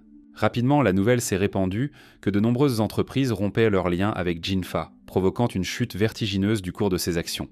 Après la diffusion de cette nouvelle, le jeune maître Sun a tenu une réunion dans la salle de conférence de l'entreprise, et une atmosphère anxieuse y régnait. L'un des propriétaires de l'entreprise a crié que, ces derniers jours, plus de 10 partenaires avaient mis fin à leur collaboration avec eux. Le jeune maître Sun se mit à taper du poing sur la table et a crié que tout cela était de la faute de ce maudit Lin Yuan, sorti de nulle part avec son projet d'or. L'homme à la veste bleue a accusé M. Sun de se défausser habilement de ses responsabilités en rejetant toute la faute sur Lin Yuan. Sun Wenwu se mit en colère et cria, demandant à l'homme ce qu'il essayait de sous-entendre. L'homme en colère répondit qu'il ne faisait pas d'allusion, mais qu'il parlait directement, et que tous les problèmes de l'entreprise étaient indus à Sun Wenwu. Le jeune maître Sun se leva et exigea que ce salaud parle comme un être humain, puisqu'il n'était coupable de rien, et l'homme qualifia tous ses actes d'inhumains. Il se tut lorsque l'homme commença à l'accuser d'avoir ruiné les actions de la société parce qu'il avait enlevé la femme à Lin Yuan sans prendre la peine de savoir qui il était. Sun se releva et cria, exigeant que l'homme se taise et ordonnant aux gardes de l'escorter hors de la salle de conférence. L'homme a finalement accusé une nouvelle fois Sun Wenwu d'être celui qui avait ruiné leur entreprise, un mauvais dirigeant et une mauvaise personne. Après une réunion difficile, Sun s'assit sur une chaise tandis que son assistant lui massait les épaules. Il ordonna à un subordonné d'arroser abondamment les champs près du chantier de Lin Yuan. Avec un sourire sinistre, l'homme ordonna également que son brouilleur importé soit saisi et que tout soit nettoyé. Il a ensuite ordonné qu'un dossier contenant des documents, un rapport sur la pollution, soit apporté et que des dispositions soient ainsi prises avec les représentants de l'organisme d'inspection. À la tombée de la nuit, un camion s'est arrêté près du chantier, d'où un long tuyau a été déroulé à travers le champ. Quelques jours plus tard, des gens se sont rassemblés devant le bâtiment avec des pancartes exigeant que Lin Yuan sorte et donne des explications. Un journaliste a révélé en direct à l'antenne que, pendant l'exploitation aurifère d'une montagne abandonnée, la société Prosperity déversait des eaux usées contenant des métaux lourds, directement dans les terres agricoles adjacentes. Elle a demandé à sa tante son avis sur la situation, et celle-ci s'est plainte que la récolte était perdue et qu'ils ne vivaient que grâce à leurs terres. Le deuxième homme a crié dans le microphone, se plaignant que ce Lin Yuan s'était tout simplement caché et qu'ils allaient maintenant se plaindre au gouvernement. La foule réclamait justice et punition pour Lin Yuan, et le journaliste a résumé l'actualité du matin. Sun Sun s'adressa aux correspondants respectés de la ville, déclarant que la compagnie de la prospérité avait négligé les intérêts du peuple pour son propre profit. Il a déclaré que les habitants des villages voisins sont désormais incapables de nourrir leurs familles et qu'en tant qu'entrepreneur, il a honte des agissements de cette entreprise malhonnête. Les correspondants l'ont soutenu, affirmant que la campagne pour la prospérité avait franchi toutes les limites et que cela pourrait entraîner des pertes humaines. Le jeune maître Sun les a abordés non pas en homme d'affaires, mais en simple habitant de Jiangshen, leur demandant de l'aider à arrêter Lin Yuan. Le journaliste a demandé à M. Sun de ne pas s'inquiéter et a promis qu'il ferait tout leur possible pour que la société Prosperity soit tenue responsable de ses actes. Les autres journalistes se sont également rangés de son côté. Channel One, Jiangshen News et d'autres ne voulaient pas permettre à Lin Yuan de détruire leurs concitoyens. Sun Wenwu était fou de joie car désormais il n'aurait même plus à intervenir, puisque les habitants de la ville détruiraient eux-mêmes Lin Yuan. Un journaliste est apparu sur l'écran géant de la ville, déclarant qu'une grande partie des terres cultivées de la montagne avait été gravement contaminée. Les passants étaient choqués, car ils ne s'attendaient pas à ce que la compagnie de la prospérité aille aussi loin pour l'extraction de l'or, et que Lin Yuan ne se soucie absolument pas des gens. La petite fille, voyant notre héros, demanda à sa mère pourquoi cet homme était réprimandé, et sa mère lui expliqua que c'était une très mauvaise personne à l'âme noire. Des citoyens en colère se sont rassemblés devant le bâtiment de la compagnie de la prospérité, exigeant que Lin Yuan sorte et soit puni pour ses crimes. À ce moment précis, le protagoniste Chin Mo et Monsieur Li se tenaient devant les grandes baies vitrées panoramiques, observant la situation. Monsieur Li a suggéré à Lin Yuan d'enfiler un uniforme d'agent de sécurité afin qu'il puisse quitter le bâtiment en toute sécurité et monter dans la voiture de Tanyang. Notre héros refusa puisqu'il n'avait rien fait de mal pour se cacher ainsi, et Chin Mo demanda s'il ne pouvait vraiment rien faire contre le scélérat Sun. L'homme a répondu qu'il s'attendait à une telle méchanceté de la part de Sun, et qu'il avait donc pris certaines précautions à l'avance. Il a remis à la jeune fille une clé USB contenant 7 copies de sauvegarde, des enregistrements de la caméra, des rapports d'analyse de la qualité de l'eau et des informations sur les pots de vin versés par l'organisme d'inspection. Kim aurait mis la clé USB au maire Zhang. Après l'avoir examinée, il déclara qu'il faudrait attendre la restauration des images, car de nombreuses vidéos étaient floues. D'après lui, l'analyse de l'eau n'est pas non plus simple, puisque la société d'inspection a remis 2 rapports. Toutefois, si la corruption est avérée, les accusations de diffamation contre Prosvetani seront confirmées.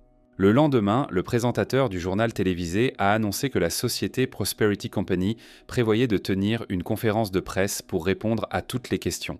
Sun Wenwu ne se laissa pas intimider, qualifiant la conférence de presse d'agonie de la compagnie de la prospérité et était déjà prêt à prendre le contrôle de l'entreprise une fois que Lin Yuan se serait complètement retiré de la vie publique. L'homme suggéra à son assistant d'aller jeter un coup d'œil à ce cirque, car il voulait voir de ses propres yeux le moment où ce bon à rien de Lin Yuan finirait au fond du gouffre. Lors de la conférence de presse, Lin Yuan a rapidement remercié tous les représentants des médias pour leur présence et s'est dit prêt à leur révéler toute la vérité. Pointant du doigt les grands écrans, le protagoniste a déclaré que ces images avaient été capturées par leur caméra de surveillance. Monsieur Sun était ravi en visionnant les images floues des caméras et pensait qu'il n'avait pas acheté ce brouilleur importé en vain. Le protagoniste a reconnu que la qualité des images de la caméra était trop mauvaise et a imputé cela à des interférences inconnues qui affectaient leur caméra à ce moment-là. Heureusement, Lin Yuan a pu contacter des experts qui ont restauré la qualité des enregistrements, lesquels ont déjà été remis à la police, et les responsables de ce crime seront traduits en justice. Le jeune maître Sun fut surpris car il ne s'attendait pas à ce que les archives endommagées puissent être restaurées. Lin Yuan a ajouté que, sur décision des instances compétentes, un examen comparatif de la qualité de l'eau dans les champs et sur le chantier de construction avait été réalisé. L'expert a déclaré que la qualité de l'eau différait entre les deux sites, que le rapport sur la pollution était inexact et que la société d'inspection avait reçu un pot de vin.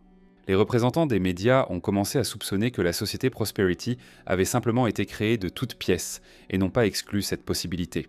Le jeune maître Sun décida de s'enfuir de la conférence de presse. Il jeta un dernier regard à notre héros et pensa qu'il recroiserait ce ver rusé. Sun Wen n'a pas pu s'échapper car il a été arrêté par 2 policiers qui lui ont ordonné de les suivre. Saisissant cette occasion, Lin Yuan fit une annonce importante. La compagnie de la prospérité cédait la mine d'or à l'État. Il a déclaré que tous les bénéfices commerciaux futurs de cette entreprise seraient entièrement consacrés à la construction d'infrastructures sociales dans la ville. Peu après, le maire Zhang a remis solennellement à notre héros un prix pour sa contribution exceptionnelle au développement de Jiangshen, et le jeune homme l'a remercié de sa confiance. Avant même de pouvoir prendre le prix en main, le garçon commença à se sentir visiblement mal, sa tête se mit à tourner, et il commença à perdre l'équilibre. L'administrateur municipal, inquiet, demanda au garçon ce qui lui était arrivé, mais Lin Yuan ferma les yeux et ne répondit pas. Lorsque le personnage principal rouvrit les yeux, il fut stupéfait car il s'était réveillé dans un endroit complètement différent. Il ne comprenait pas où il se trouvait, ni dans quel genre de palais il avait atterri. Même ses vêtements étaient devenus complètement différents. En voyant sa tenue inhabituelle, notre héros commença à soupçonner qu'il était mort et entrait dans l'au-delà. Lin Yuan fut encore plus choqué lorsqu'il tourna son attention vers sa paume et la vit émettre une lumière vive. Le personnage principal vit apparaître dans sa paume la personne même qui lui était apparue en rêve. L'homme barbu félicita Lin Yuan d'avoir réussi toutes les épreuves, ses qualités spirituelles furent appréciées et le dieu fut extrêmement satisfait de lui. Des flots de lumière dorée commencèrent à pénétrer directement dans la tête de notre héros. Il était désormais officiellement déclaré dieu de la richesse, capable de contrôler l'argent des habitants des 3 mondes. Un sceau doré apparut sur le front de Lin Yuan, faisant officiellement de lui le dieu de la richesse. Le personnage principal tentait de reprendre ses esprits après ce qui s'était passé, lorsque soudain 2 hommes s'approchèrent de lui et saluèrent en le vénérable dieu de la richesse. Lin Yuan les regarda et se demanda s'il lui parlait, et si ce rêve n'était en réalité qu'un fruit de son imagination. Ensuite, une jeune fille s'approcha de lui, le salua et se présenta comme une immortelle plus jeune venue à la demande de sa mère, la souveraine de l'Ouest, Xi Wangmu. Le personnage principal était perplexe et ne savait que répondre, mais l'homme lui chuchota quelques mots sur l'étiquette du paradis. Lin Yuan exprima sa gratitude à la jeune fille pour ses bonnes intentions et accepta ses fruits célestes. Le jeune homme s'assit sur le trône et expliqua à ses subordonnés qu'il n'avait pas encore recouvré toute sa mémoire. Il devait donc d'abord informer le dieu de la richesse des affaires urgentes qui requéraient son attention. L'homme conseilla au dieu de la richesse d'approuver d'abord le budget du palais céleste et expliqua que les 3 mondes souffraient donc d'une grave pénurie d'énergie de richesse. Il se plaignait que les pièces célestes étaient forgées en absorbant le pouvoir de l'encens et des prières du monde humain, et que les prières se faisaient de plus en plus rares, en raison des troubles économiques dans le monde des mortels. Notre héros ferma les yeux et se gratta le menton, pensant qu'il n'avait même pas encore pris ses fonctions, qu'il était déjà submergé de travail. Soudain, on annonça solennellement que l'empereur de Jade et le Tathagata étaient arrivés dans la salle, et tout le monde se mit en rang autour d'eux. Le protagoniste bondit soudainement de son trône, effrayé, car il considérait l'empereur de Jade et le Tathagata comme des personnes de très haut rang. Les 2 habitants du palais céleste joignirent les mains et saluèrent respectueusement l'empereur de Jade et le Tathagata. L'empereur de Jade, un homme aux longs cheveux blancs, et son assistant spirituel s'approchèrent du trône de notre héros. Lin Yuan les salua en inclinant la tête comme un immortel de second rang, et l'empereur félicita notre héros pour son retour au palais de la richesse. L'empereur avoua que les préparatifs pour la fête des pêches avaient récemment commencé, mais que les dépenses s'étaient avérées trop importantes et que le palais céleste manquait un peu d'argent. Ils avaient donc besoin de l'aide du dieu de la richesse. Le Tathagata confessa qu'il était venu demander au dieu de la richesse de l'aider à restaurer le corps d'or du Bouddha dans les monts Lingshan, afin de protéger le dharma bouddhique des 3 mondes. Le protagoniste a demandé aux personnes honorables de ne pas se précipiter, car il devait d'abord tout vérifier. Le dieu de la richesse fit un geste de la main, et 2 feuilles de papier doré ancien, couvertes de hiéroglyphes, apparurent devant lui, flottant dans les airs. Les demandes de l'empereur et du Tathagata n'étaient pas si simples. Les dépenses qui étaient prévues pour la fête des pêches ont été dépassées en raison de l'achat d'ornements luxueux, et le corps du Bouddha d'or est en parfait état. Lin Yuan comprit alors pourquoi le trésor du palais céleste était si vide. Ses habitants se comportaient de manière trop dépensière. L'homme a déclaré qu'il avait tout vérifié et qu'il était prêt à allouer 1 million de pièces célestes pour la fête des pêches et la restauration du corps d'or du Bouddha. L'empereur de Jade était outré que le nouveau dieu de la richesse ose contredire sa parole et le Tathagata se réjouissait de la justice de notre héros. Lin Yuan expliqua qu'il essayait simplement de bien faire son travail et que la situation dans les 3 mondes était actuellement mauvaise, donc dépenser de l'argent dans un luxe ostentatoire n'était pas encore conseillé. Un employé du palais céleste rapporta au dieu de la richesse que l'immortel Chang'e demandait une audience et Lin Yuan l'autorisa à entrer. La jeune immortelle Chang'e salua le dieu de la richesse Lin et s'excusa pour son affaire urgente. Le protagoniste demanda à la jeune fille ce qui s'était passé. Il n'avait jamais rêvé de voir de ses propres yeux l'immortelle Chang'e du palais du Grand Froid. L'immortelle présenta au dieu de la richesse les matériaux qu'elle avait collectés et lui demanda d'allouer de l'argent à la restauration de l'arbre brun, dont dépend le bien-être de l'écologie du monde des mortels. Lin Yuan a reconnu l'urgence de la situation et a immédiatement accepté d'allouer tous les fonds nécessaires. L'empereur de Jade était outré que la requête de l'immortel Chang'e ait été approuvée instantanément, tandis que celle du palais céleste lui-même avait été rejetée. Notre héros répondit que la requête de l'immortel Chang'e concernait les vivants, les gens ordinaires du monde des mortels, et qu'il devait sauver ces gens, tandis que la demande de l'empereur concernait un luxe fin. L'empereur renifla avec indignation et décida de partir, et Tathagata, s'efforçant de contenir ses émotions, le suivit. L'immortel Chang'e remercia le dieu de la richesse pour sa juste décision et promit de se souvenir de sa bonté et de le combler de nectar d'osmanthus merveilleux. Lan Wang suggéra à l'immortel de ne pas remettre au lendemain ce qui pouvait être fait le jour même, car il souhaitait constater personnellement l'ampleur du problème au sein du Grand Palais Froid. Bientôt notre héros se retrouva au Palais du Grand Froid. Il fut émerveillé car le bâtiment s'avéra encore plus beau qu'il ne l'avait imaginé. Au pavillon, l'immortel Chang'e le remercia d'être venu et lui dit qu'il ne se baignait pas dans le luxe ici. Elle ne pouvait donc lui offrir qu'un repas modeste et du vin. La jeune fille expliqua que leur palais du Grand Froid était célèbre pour ses gâteaux de lune et son vin infusé à l'osmanthus. Le lapin blanc qui sautillait sur la table déposa une boîte peinte devant le dieu de la richesse et lui demanda de goûter aux délicieuses friandises. Le protagoniste se détendit car il admirait désormais le magnifique paysage et savourait du bon vin et de la bonne nourriture en compagnie d'une beauté. Il était vraiment difficile pour le dieu de la richesse de renoncer à un tel passe-temps et Lin Yuan l'admettait. Tenant une petite coupe à vin d'osmanthus à la main, Lin Yuan devint méfiant et regarda sur le côté. Il demanda s'il y avait des travaux de construction en cours à proximité, et l'immortel Chang'e répondit que ce devait être Wu Gang qui travaillait. Soudain, le personnage principal aperçut une hache qui s'approchait du kiosque à une vitesse incroyable, surgissant de la forêt sombre. Lin Yuan, figé par la peur, fixa la hache, la bouche et les yeux grands ouverts, car il ne s'attendait pas à rencontrer le danger dans un endroit aussi magnifique. Le lapin blanc qui sautait sur la table s'est transformé en un lapin blond aux longues oreilles blanches, prêt à protéger Monsieur Lin. Le protagoniste n'eut même pas le temps de se lever que la fille lapin en robe bleue se précipita pour arrêter la hache. La jeune fille aux cheveux blonds tendit à temps un bâton en bois devant elle, qui arrêta la lame de la hache. Par la suite, Yutu demanda pardon à la déesse de la richesse pour avoir dérangé Lin Yuan, et notre héros la remercia de l'avoir sauvée. Un bûcheron effrayé sortit en courant de la forêt sombre, tenant un manche de hache à la main. Il tomba aussitôt à genoux et inclina la tête devant le vénérable être céleste, criant que le jeune immortel n'avait pas agi ainsi intentionnellement. Notre héros a convaincu l'homme que tout allait bien et qu'il ne devait pas s'inquiéter, et il s'est présenté à lui comme le bûcheron Wu Gang. L'immortel se sentit mal à l'aise, il commença à transpirer devant le dieu de la richesse, et notre héros déclara que maintenant, on comprenait pourquoi il portait une hache avec lui. Le dieu de la richesse croisa les bras sur sa poitrine et critiqua la faible poigne de Wu Gang, car un bûcheron devrait tenir sa hache plus fermement. Wu Gang commença à se justifier en disant que le problème venait de la hache elle-même. Il avait payé 1000 livres pour cet outil, mais il s'avérait qu'il était de très mauvaise qualité.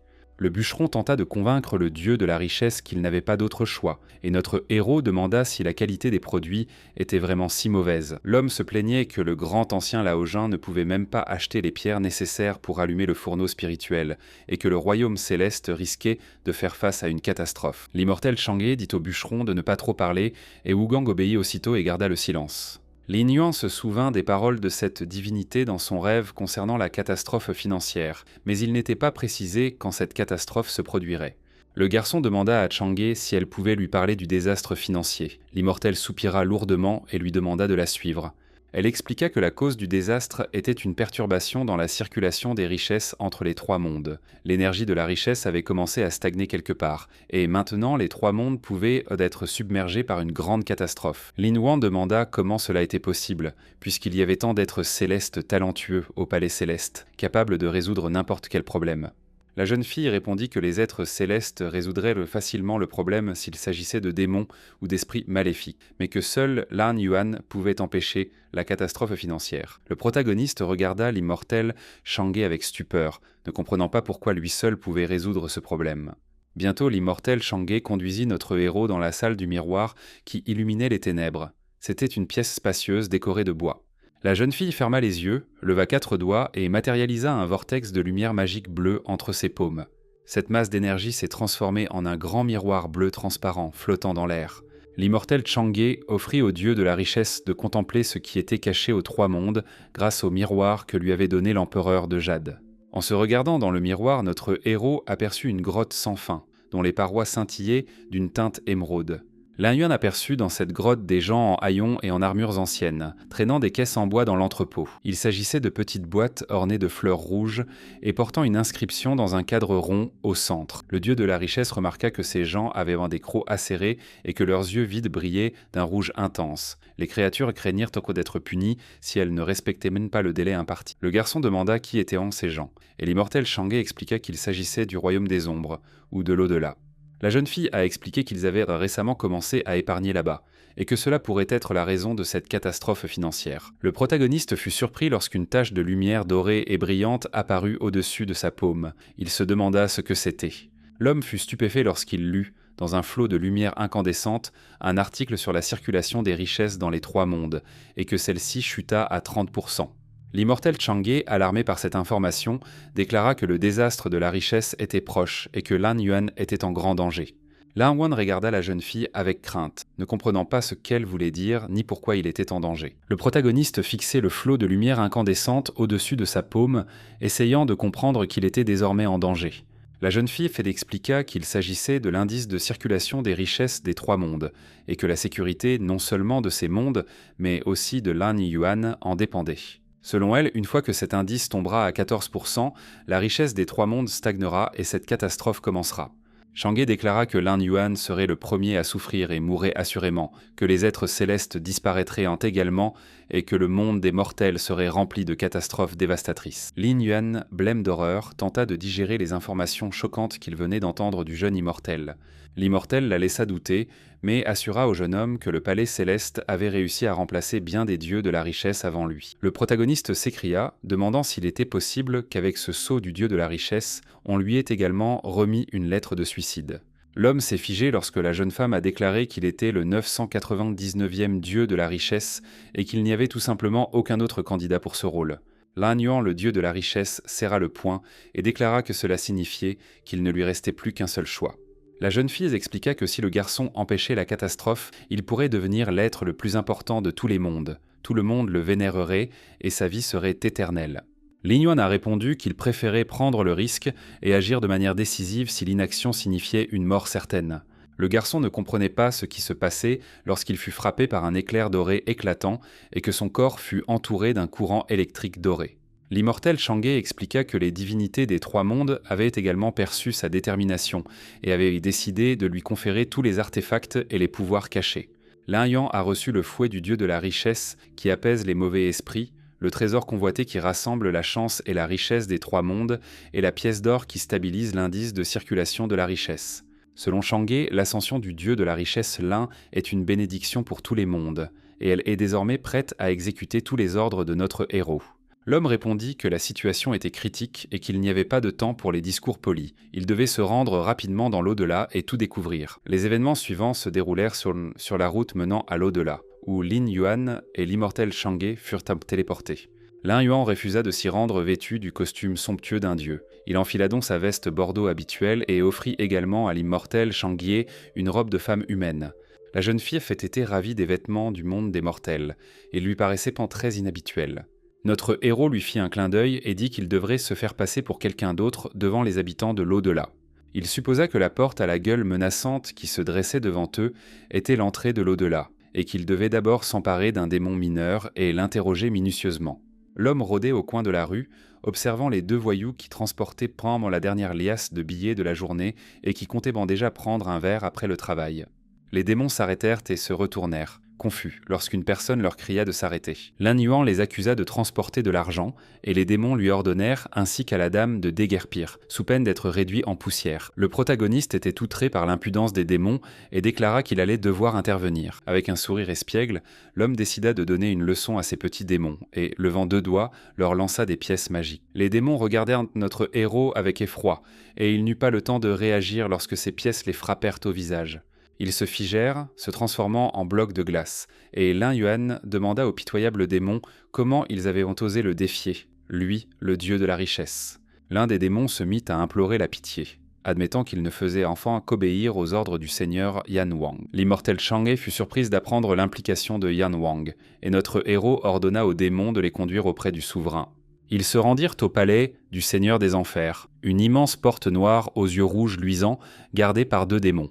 Le démon effrayé raconta au vénérable Ligne Céleste que le seigneur Yan Wang se trouvait dans ce palais, mais que les petits démons n'étaient pas autorisés à entrer. Lin Yuan s'approcha d'un garde du palais, qui l'arrêta et lui dit que ce n'était pas un lieu pour les esprits agités comme notre héros et l'immortel Shangye. Le garde rit en apprenant que le garçon voulait voir le seigneur Yan Wang et lui conseilla de demander une audience. Le protagoniste afficha un sourire mystérieux en apprenant la demande du public, car il comptait bien rencontrer Yan Wang sur le champ. L'homme déclara que voici sa candidature, tout en lançant simultanément quelque chose sur le garde avec une telle force que le démon musclé tomba immédiatement au sol. Le démon vaincu se mit à hurler, avertissant les autres gardes qu'un salaud essayait de pénétrer par effraction dans le palais du seigneur. Une foule de gardes encercla notre héros et se précipita en avant, machette à la main, pour s'emparer de Lin Yuan et de la jeune fille. Le protagoniste, sans crainte, déclara que le moment le plus opportun était venu de mettre à l'épreuve ses nouveaux pouvoirs. À l'intérieur du palais du Seigneur des Enfers, Yan Wang se reposait à ce moment-là, allongé sur les genoux d'une belle femme. Cela ne le dérangeait pas qu'elle lui donne des raisins. Son repos fut interrompu lorsqu'un subordonné paniqué fit irruption et cria au Seigneur que quelqu'un s'était battu avec les gardes aux portes de son palais. Yan Wang, indigné, demanda à son subordonné d'où venait un démon aussi impudent qui osait convoiter l'ordre au palais.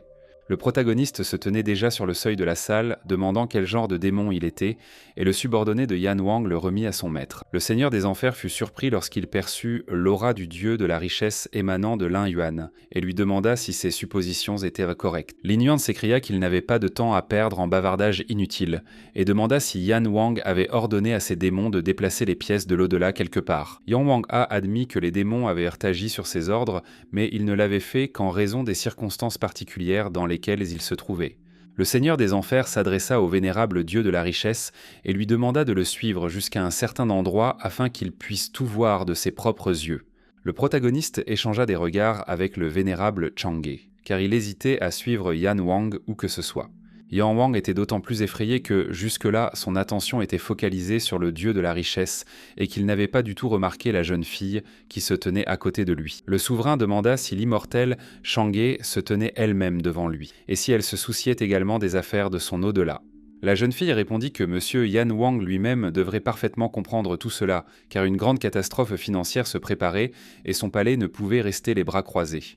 Yan Wang acquiesça à la dame immortelle et leur demanda à toutes deux de le suivre jusqu'à l'endroit où il leur expliquerait tout. En chemin, l'homme demanda au dieu de la richesse et à l'immortel Shangye de l'écouter en premier lieu afin qu'ils puissent mieux comprendre la situation actuelle. Le seigneur expliqua que son palais contrôlait l'entrepôt et le marché démoniaque, ainsi que le pays de la Renaissance, et que les pièces de monnaie de la Renaissance elles-mêmes étaient le formées par partie sur Maketa Vonan à partir de l'argent sacrificiel brûlé dans le monde des humains. D'après lui, la hausse des prix sur le marché démoniaque est devenue incontrôlable. Les entrepôts débordent et les services de l'au-delà ont perdu leur ordre d'antan. Au début, le Seigneur a essayé d'arrêter l'inflation, mais il ne peut pas contrôler l'énergie de la richesse. Il a donc dû sceller les pièces de monnaie de la Renaissance. Ils se retrouvèrent bientôt devant une haute porte et le seigneur Yan Wang déclara qu'ils étaient arrivés dans une crypte démoniaque. Lin Yan fut choqué en découvrant l'incroyable quantité d'argent présente dans le monde souterrain et l'immortel Changye comprit alors pourquoi l'énergie de la richesse était perturbée. Yan Wang prit une des liasses de billets et confirma que c'était là le plus grand problème de l'au-delà. Le Seigneur des Enfers a déclaré que les vivants étaient responsables de tout car ils brûlaient beaucoup d'argent sacrificiel en mémoire des morts.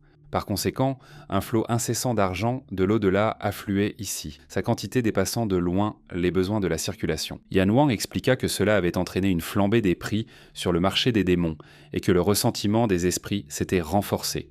Le protagoniste se demandait si la surabondance de pièces de résurrection était à l'origine du problème dans lequel se trouvait l'au-delà. Le Seigneur répondit qu'il ne voyait rien de mieux à faire que de sceller temporairement l'excédent d'argent sacrificiel, sinon les trois mondes sombreraient tout simplement dans le chaos. Lin Yan n'aurait jamais imaginé que brûler trop d'argent sacrificiel puisse engendrer le chaos dans le monde souterrain.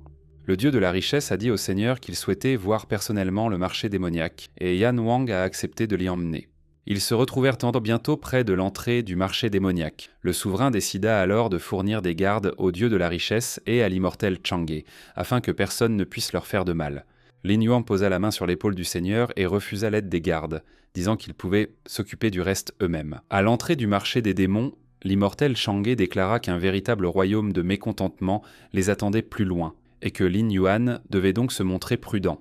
Notre héros lui a demandé de ne pas s'inquiéter, affirmant qu'il allait bien, car ceux qui n'avaient rien fait de mal dans leur vie ne devaient pas craindre la visite d'un esprit malin.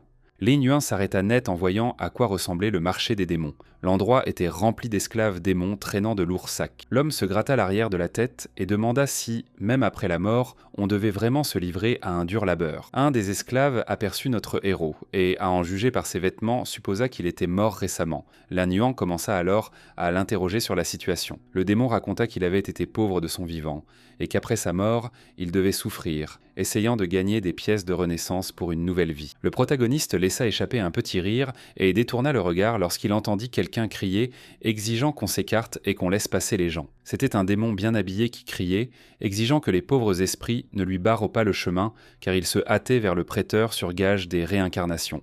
Lin Yuan, ayant entendu parler de cette étrange boutique de prêteurs sur gage, suggéra au plus jeune immortel, Changye, d'aller voir ce qui s'y passait. Il y a eu une petite altercation au prêteur sur gage. Un grand démon musclé a attrapé un esclave mendiant par le col et l'a soulevé du sol, lui demandant comment il avait eu le courage de venir là.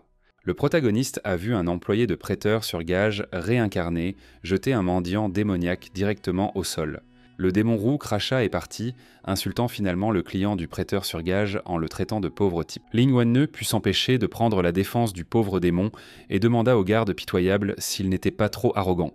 Le gardien du prêteur sur gage serra les poings et cria, demandant à Lin Yuan qui il était et pourquoi il se mêlait des affaires des autres. Notre héros répondit que le garde n'était pas digne de lui parler, qu'il aille donc chercher son maître, sans pour autant oublier de remuer la queue devant lui. Le grand gaillard aux cheveux roux entra dans une rage folle, son corps s'illumina d'une flamme bleue.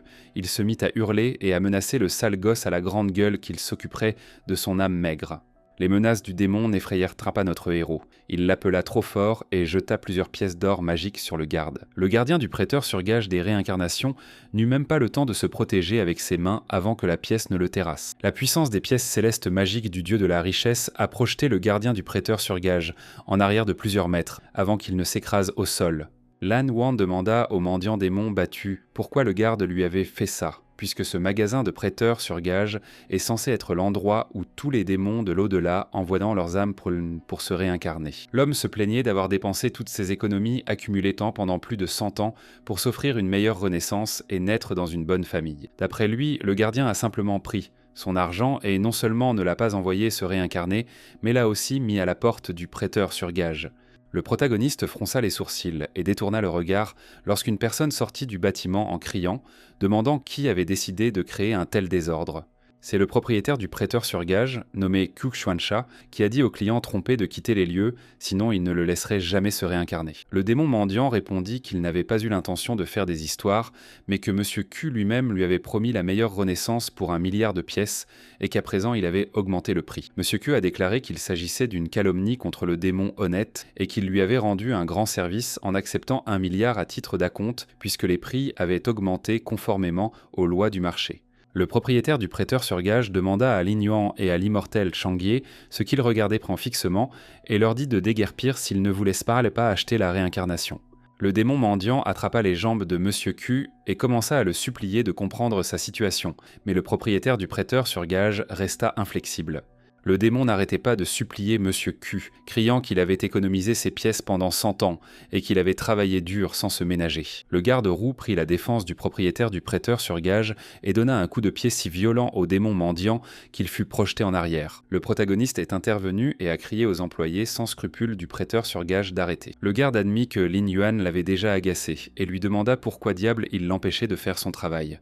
Le démon roux, fou de rage, se précipita en avant, levant le poing pour bondir sur l'homme qui l'avait agacé. Lin Yuan déclara que le gardien était incorrigible et décida d'utiliser son fouet du dieu de la richesse, qui apaise les mauvais esprits. Le protagoniste fit tournoyer son fouet une fois, et le fil d'or fit tomber plusieurs gardes au sol d'un seul coup. Le démon roux, effrayé, ne comprenait pas où allait son argent, ni pourquoi son énergie de richesse commençait à disparaître. Lin Yuan lança un regard noir au démon et répondit que c'était là sa punition pour avoir opprimé les faibles. Le propriétaire du magasin de prêt sur gage de la réincarnation, Monsieur Q, cria, demandant à notre héros qui il était. Le dieu de la richesse agita de nouveau son fouet d'or et ordonna à Q de cesser de perdre son temps et de rendre tout l'argent qu'il avait extorqué aux pauvres esprits. Le fouet du dieu de la richesse frappa le propriétaire du prêteur sur gage en plein cœur, provoquant un cri de douleur chez Monsieur Q. Lin Yuan a privé le seigneur Q de son énergie de richesse, et l'immortel Changye a remarqué que la sphère d'énergie était très dense. Notre héros exigea que Q lui avoue tous ses méfaits, faute de quoi il risquait de recevoir encore quelques coups de fouet. Monsieur Q se mit à genoux pour implorer leur pitié, et expliqua que les dirigeants avaient depuis longtemps monopolisé toutes les réincarnations de plus haut rang, et que celles-ci n'étaient désormais disponibles que pour les personnes issues de familles nobles. Il a déclaré avoir investi beaucoup d'argent dans l'entreprise pour ouvrir un magasin de prêt sur gage, et qu'en réalité, il avait trompé des personnes démunies pendant des années en faisant semblant de prendre de l'argent en guise d'acompte. Le propriétaire du prêteur sur gage avait également entendu dire qu'une catastrophe financière allait survenir et que tous ceux qui n'avaient pas d'importantes économies sombreraient dans l'oubli. Monsieur Q baissa la tête jusqu'au sol devant Lin Yuan et admit qu'il ne faisait cela que pour sa propre survie. Tenant la sphère d'énergie de richesse du démon marchand dans sa main, Lin Yuan regarda sévèrement le propriétaire du prêteur sur gage. Les pauvres démons se mirent à se réjouir et à rayonner de bonheur. La richesse confisquée par le prêteur sur gage leur avait enfin été restituée. Lin Yuan déclara que les agissements de Q ne faisaient qu'accélérer la catastrophe et qu'il ne pourrait jamais renaître s'il était pris à nouveau à faire une telle chose. L'homme était ravi de constater que l'indice était passé à 32%, ce qui signifiait qu'il pouvait facilement détruire le monopole local et protéger les plus démunis. L'expression du protagoniste changea soudainement et il se sentit mal lorsqu'une sensation familière le transperça soudain. Il réalisa qu'il avait ressenti la même chose lorsqu'il avait perdu connaissance la dernière fois, et soudain un endroit complètement différent se dressait devant lui. Dans le monde des mortels, le garçon gisait inconscient, un masque à oxygène sur le visage, et les médecins tentaient de le sauver, car ses signes vitaux étaient instables. Lin Yuan fut horrifié de réaliser que son véritable corps était resté inconscient tout ce temps, et qu'ils essayaient de le ranimer alors qu'il jouait le rôle du dieu de la richesse. L'immortel Chang'e demanda pourquoi Lin Yuan semblait si inquiet, et notre héros réalisa qu'il ne pouvait pas rester là longtemps. Notre héros ne se sentait toujours pas bien, il se tenait la tête, et la jeune fille lui demanda à nouveau ce qui lui était arrivé. Lin Yuan esquissa un sourire forcé et répondit qu'il comptait simplement retourner dans le monde des mortels après avoir réglé ses affaires dans l'au-delà. La jeune fille Pansette posa 2 doigts sur son front, y dirigeant des faisceaux de lumière bleue, et ordonna au dieu de la richesse de ne pas bouger lorsqu'il lui demanda ce qu'elle faisait. L'immortel Chang'e ferma les yeux et vit le corps mortel du dieu de la richesse gisant inconscient sous un masque à oxygène. Elle dit à Lin que son corps mortel était déjà au bord de la mort, et que son âme puissante risquait de se dissiper s'il continuait à traîner les pieds. Le protagoniste fit la grimace en apprenant cette nouvelle choquante et demanda à la jeune fille si elle était sérieuse. Chang'e a dit à l'homme de ne pas s'inquiéter car elle avait une solution temporaire. Elle lui a demandé d'avaler une pilule. Lin Yuan ramassa la petite boule qui émettait une lumière dorée et regarda l'étrange pilule avec incrédulité. L'immortel Chang'e expliqua qu'il s'agissait d'une pilule apaisante et réparatrice pour l'âme, préparée par le seigneur Lao, qui stabiliserait le corps pendant 7 jours. Le protagoniste, sans plus hésiter, mit la pilule du seigneur Lao dans sa bouche pour l'avaler et oublier son problème pendant 1 semaine. Une aura dorée entourait son corps, et Lin Yuan admit que les pilules de Lao étaient vraiment incroyables, car il pouvait immédiatement en ressentir l'effet. Lin Yuan et l'immortel Chang'e regardèrent dans la même direction au même moment, distraites de leur conversation. Les pauvres démons inclinèrent la tête jusqu'au sol devant notre héros et le remercièrent bruyamment de leur avoir rendu leur argent durement gagné. Chang'e était heureuse de constater qu'ils semblaient avoir tout réglé ici, et notre héros approuvait. Cependant, Lan Yuan comprit que le problème venait du système monétaire de l'au-delà lui-même, et il avait une idée de sa solution. L'homme se gratta le menton et pensa qu'il était nécessaire de créer un système capable de fonctionner efficacement de manière autonome. Le protagoniste, ravi, informa aussitôt l'immortel Chang'e qu'il semblait avoir trouvé une solution au problème. Le dieu de la richesse, rayonnant de joie, déclara qu'il était nécessaire de retourner rapidement au palais du souverain des enfers, Yan Wang. Là, Yan Wang a remercié Lin Yuan et Chang'e d'avoir apaisé les troubles dans le marché infernal et d'avoir sauvé des milliers de pauvres âmes. Lin Yuan lui conseilla de ne pas se réjouir prématurément, car le désordre dans l'au-delà n'avait pas encore été corrigé. Yan Wang s'anima en apprenant que le dieu de la richesse avait un moyen d'éradiquer la laideur dans l'au-delà, et il commença à implorer l'illumination. Notre héros a déclaré que Yan Wang dépendait entièrement de l'argent sacrificiel du monde des mortels, ce qui explique que les pièces de renaissance dans l'au-delà deviennent de plus en plus bon marché. L'homme fit un geste de la main, après quoi des hiéroglyphes dorés apparurent dans l'air et déclara que la première chose à faire était de fonder une banque. Le seigneur des enfers fut choqué d'apprendre du dieu de la richesse qu'il fallait créer une banque, et il commença à comprendre l'idée de Monsieur Lin. Selon Lin Yuan, l'argent sacrificiel du monde des mortels sera désormais géré par la banque et distribué à chaque démon en fonction de ses mérites. La deuxième étape, selon le plan de notre héros, consiste à éradiquer l'inflation afin de stabiliser les prix dans l'au-delà. Yan Wang a convenu que cela semblait être une solution au problème urgent, car l'élimination de l'inflation entraînerait la disparition des troubles. Lin Yuan a répondu que la stabilisation des prix à elle seule ne suffisait pas. Une autre règle devait être ajoutée pour rétablir l'équité. Il s'agit d'un organisme fiscal chargé de confisquer les revenus excédentaires des kiosques et des prêteurs sur gage, et de les convertir en argent public. Yan Wang craignait que cela ne provoque le mécontentement des esprits influents et surtout des fonctionnaires fortunés qui commenceraient à se rebeller. Le dieu de la richesse se mit en colère et répondit que même l'empereur de Jade et le Tathagata étaient obligés de suivre ces règles, et qu'il agissait ainsi afin de stabiliser le flux d'énergie de richesse dans les trois mondes. Lan Yuan, furieux, demanda si ces puissants esprits avaient réellement plus de pouvoir que l'empereur de Jade et le Tathagata lui-même. Le protagoniste a déclaré que la prochaine étape devrait être la création d'un département d'enquête sur l'au-delà. Ce département surveillera les démons fortunés qui seront punis s'ils enfreignent les nouvelles règles, les pires contrevenants devant traverser les 18 cercles de l'enfer. Lin Yuan déclara que tout l'argent public collecté serait distribué aux esprits pauvres afin qu'eux aussi puissent se réincarner. Yan Wang a loué le dieu de la richesse pour sa sagesse et a déclaré que les trois étapes étaient habilement liées et permettraient assurément d'éliminer le chaos.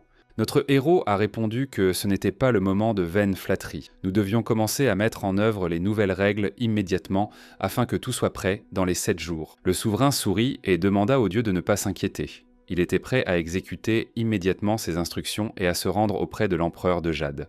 L'homme a demandé à Yan Wang de ne pas compliquer les choses, car l'autorisation de l'empereur de Jade n'était pas requise. Les affaires concernant les richesses des trois mondes étaient gérées par Lan Yuan seul. Yan Wang inclina la tête devant le dieu de la richesse et promit de faire tout son possible pour ne pas le décevoir. Lin Yuan dit à l'immortel Chang'e qu'il ne restait plus qu'à attendre et qu'il était temps de retourner au royaume céleste. Le protagoniste avait déjà poussé un soupir de soulagement, ayant réglé toutes ses affaires dans l'au-delà lorsqu'on lui demanda soudain d'attendre. Le seigneur des enfers amena le dieu de la richesse et l'immortel Chang'e aux portes du domaine familial, qui était dans un état de délabrement typique des enfers. Yan Wang a dit au dieu de la richesse que cette demeure appartenait à son clan Lin et que ses ancêtres s'y rendaient après leur mort. Les yeux du protagoniste s'écarquillèrent de surprise. Il lui était difficile de comprendre que tous ses ancêtres se rendaient ici après leur mort. L'évêque a déclaré qu'il avait secrètement consulté l'arbre généalogique du garçon et qu'il avait appris le sort tragique de ses ancêtres et la vie misérable et amère qui les attendait dans l'au-delà. Il montra au garçon comment vivaient ses ancêtres et lui expliqua que, malgré la pauvreté, ils étaient restés des gens bienveillants pendant de nombreuses années, aidant les personnes dans le besoin. Lin Yuan eut le cœur brisé d'apprendre que ses ancêtres avaient souffert de la pauvreté même après leur mort, mais qu'ils avaient néanmoins réussi à aider les autres. Le garçon pensait que ses ancêtres ne méritaient en de pas une existence éternellement misérable, mais il enfreindrait ses propres règles s'il essayait de les aider de quelque manière que ce soit. Le jeune homme déclara qu'il souhaitait demander quelque chose au seigneur Yan Wang, et qu'il était prêt à écouter la requête du dieu de la richesse. Notre héros a demandé à Yan Wang d'inscrire les bonnes actions de ses ancêtres dans les livres de l'au-delà, et également de créer un fonds pour aider les pauvres qui aspirent à la vertu. Yan Wang qualifiait de sage l'idée du dieu de la richesse, car il préserve le souvenir des proches sans pour autant enfreindre ses propres règles. 2 jours plus tard, la situation dans l'au-delà devint plus positive, car les prix sur le marché commencèrent enfin à baisser. L'ordre de la réincarnation commença à revenir à la normale. La grand-mère responsable de la réincarnation accueillit les esprits prêts pour une nouvelle vie. Le protagoniste et l'immortel Chang'e s'approchèrent des portes de l'au-delà lorsque toutes les affaires furent réglées ici-bas. Lan Yuan était ravi lorsqu'il a constaté que l'indice de circulation de l'énergie et de la richesse avait atteint 40%. La jeune fille l'était heureuse elle aussi. Elle offrit au dieu de la richesse de retourner enfin au royaume céleste, et cela ne le dérangea pas. L'action se déroula ensuite dans le palais du dieu de la richesse, qui avait récemment appartenu à notre héros. Lin Yuan et l'immortel Chang'e se matérialisèrent en plein milieu de la salle, provoquant un frisson d'effroi parmi les habitants du palais. L'homme était heureux de voir que le vénérable dieu de la richesse était enfin de retour, et Lan Yuan lui demanda si quelque chose s'était passé pendant son absence. Le sujet a rapporté avoir reçu des rapports urgents de tous les services ces derniers jours. Il les a tous rassemblés dans un seul document et l'a présenté au dieu de la richesse pour examen. Lin Yuan lut que les matières premières alchimiques étaient s'épuisant, que le déficit budgétaire militaire augmentait chaque jour et que le volume des échanges commerciaux sur les marchés était en baisse. Il se demandait comment le royaume céleste pouvait en arriver là, alors qu'ils avaient mis de l'ordre dans l'économie de l'au-delà et que l'indice de circulation des richesses avait augmenté. Le garçon se retourna lorsqu'une personne répondit que cela n'était pas surprenant, car la catastrophe financière n'était pas si facile à éradiquer. Il s'avéra que le vénérable souverain suprême Lao, un homme âgé à la longue barbe grise, était arrivé au palais du dieu de la richesse. Tout le monde le salua, mais le seigneur lui demanda de ne pas s'attarder sur les cérémonies et dit qu'il se doutait bien que Lin Yuan serait perplexe face à la situation actuelle dans le royaume céleste. Le seigneur Lao expliqua que le monde des mortels est le pilier principal de l'unité des 3 mondes, et qu'il doit donc trouver un équilibre pour que les difficultés du royaume céleste se résolvent d'elles-mêmes. Le protagoniste se gratta le menton et repensa aux paroles du vieil homme selon lesquelles le monde humain constituait le fondement. Le garçon sourit et remercia le seigneur Lao pour ses conseils, ajoutant qu'il savait désormais ce qu'il devait faire. Le vieil homme répondit qu'il serait difficile pour le garçon de faire face seul aux problèmes du monde des mortels, et il lui conseilla de trouver quelques assistants de confiance.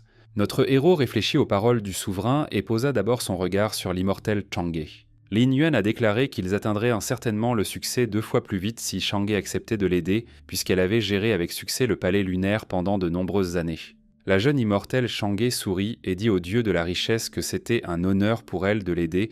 Elle n'hésita donc pas à devenir son assistante. Peu après, le protagoniste et son assistante Chang'e se rendirent dans la luxueuse salle du trône de l'empereur de Jade. Assis sur son trône, l'empereur loua le dieu de la richesse pour l'œuvre accomplie, et Lin Yuan le remercia et demanda la permission de se rendre dans le monde des mortels. Lin Yuan le remercia lorsque l'empereur l'autorisa à s'y rendre et l'avertit qu'il aurait besoin de l'aide de l'immortel Chang'e. L'empereur de Jade autorisa également l'immortel Chang'e à se rendre dans le monde des mortels, et lui promit une généreuse récompense si elle parvenait à éradiquer le fléau de la richesse. Pendant ce temps, le corps mortel du protagoniste se trouvait toujours à l'hôpital local, tandis qu'il jouait le rôle du dieu de la richesse dans le royaume céleste. Les signes vitaux de Lin Yuan s'étaient loin stabilisés, son pouls était son normal et sa saturation en oxygène était également revenue à la normale. Le personnage principal se réveilla en sueur, il sauta du lit, les yeux remplis d'horreur. Quan Mo fut choquée lorsqu'elle retourna dans la chambre de son patron et constata que Lin Yuan avait repris conscience. La jeune fille se jeta dans ses bras, folle de joie au retour du patron, et Lin Yuan lui demanda ce qui s'était passé. Effrayé, Quan Mo déclara que tout avait été bouleversé dans la ville pendant que Lin Yuan était inconscient. L'homme a demandé à la fille de se calmer et de lui raconter tout ce qui s'était passé. Quan Mo a rapporté à son supérieur que Sun Wenwu s'était allié à Zhao Tiancheng et que tous deux avaient dérobé le projet de la montagne d'or à notre héros. D'après la jeune fille, ils ont soudoyé des habitants et ont recommencé à calomnier Lin Yuan, l'accusant d'avoir accaparé des terres arables. Miss Univers a déclaré que, sous la pression du public, le projet avait été abandonné et que Zhao Tiancheng l'avait racheté à bas prix. Lin Yuan s'enquit de l'état de santé de Monsieur Li et apprit qu'il avait lui aussi subi d'énormes pertes en tentant de résister à Zhao. L'homme s'est levé et a dit à la jeune femme de signer son départ car il retournait immédiatement à l'entreprise. Le protagoniste lui a demandé de ne pas s'inquiéter pour sa santé, car tout allait bien maintenant, et il était temps de se venger de ces scélérats. Kwang-mo n'a pas protesté et a répondu qu'elle s'occuperait immédiatement de la sortie de l'hôpital du patron. La jeune fille partit précipitamment et Lin Yuan reporta son attention sur sa paume, qui lui permettait désormais de lire des informations utiles. Le garçon constata qu'il avait dépensé une quantité considérable de pouvoir spirituel et se demanda si cela aurait une incidence sur son état. Il décida de vérifier, alors il ferma les yeux et serra le poing. L'homme ressentait encore le flux de richesse, l'œil de la richesse fonctionnait également. Le protagoniste ouvrit les yeux et conclut qu'il avait simplement besoin de se reposer un peu et que sa force spirituelle se rétablirait d'elle-même. Après avoir enfilé leurs habituels costumes bordeaux, Lin Yuan et son assistant Chin Mo ont quitté l'hôpital. Lin Yuan s'inquiéta car la circulation de l'énergie de la richesse dans la ville semblait très étrange, ce qui signifiait que quelque chose n'allait pas. Le garçon leva les yeux au ciel et vit une main géante qui avait pris le contrôle de tous les flux de richesse de la ville. Bientôt, la voiture de sport de notre héros filait déjà à toute allure dans les rues de la ville, illuminée par les rayons du soleil couchant rose. Dans la voiture, il demanda à Chin Mo d'où venait ce Zhao Tiancheng, et on lui répondit que cet homme était un magnate de la finance qui vivait en rachetant et en acquérant les autres. Lin Yuan conclut qu'il était un voleur sous l'emprise d'autres personnes, et Chin Mo déclara qu'il avait soumis les villes de Yun, Yan et Liao. Le protagoniste fronça les sourcils et déclara avec assurance qu'il ne permettrait pas à Zhao Tiancheng de prendre le contrôle de la ville de Jian. L'homme entra dans le hall des bureaux de la société Prosperity et constata qu'il était un peu vide, il n'y avait personne aux alentours. À ce moment-là, une voiture noire s'est garée devant l'immeuble de bureau de son entreprise, conduite par un homme portant des lunettes noires. Le protagoniste et son assistant regardèrent sur la voiture avec surprise, ne s'attendant pas à trouver des visiteurs dans un bureau vide. C'est Monsieur Lee qui est sorti de la voiture et a déclaré qu'il s'était précipité ici dès qu'il avait appris la sortie de Lin Yuan de l'hôpital. Il s'est excusé auprès de notre héros de ne pas avoir pu protéger son projet de la montagne d'or, car ce Zhao Tiancheng avait des racines profondes et des méthodes douteuses. Notre héros était optimiste et déclara qu'il rendrait sans aucun doute tout ce qui lui avait été pris, car il y avait encore une chance. Monsieur Lee a répondu qu'il avait déjà transféré les ressources de sa famille et que Lin Yuan n'avait besoin que d'un mot pour obtenir de l'argent ou des personnes. Lin Yuan admit qu'il ne voulait pas entraîner son ami dans cette affaire, car il avait ses propres atouts, et à ce moment-là, l'immortel Chang'e apparut à l'horizon, vêtu d'habits du monde.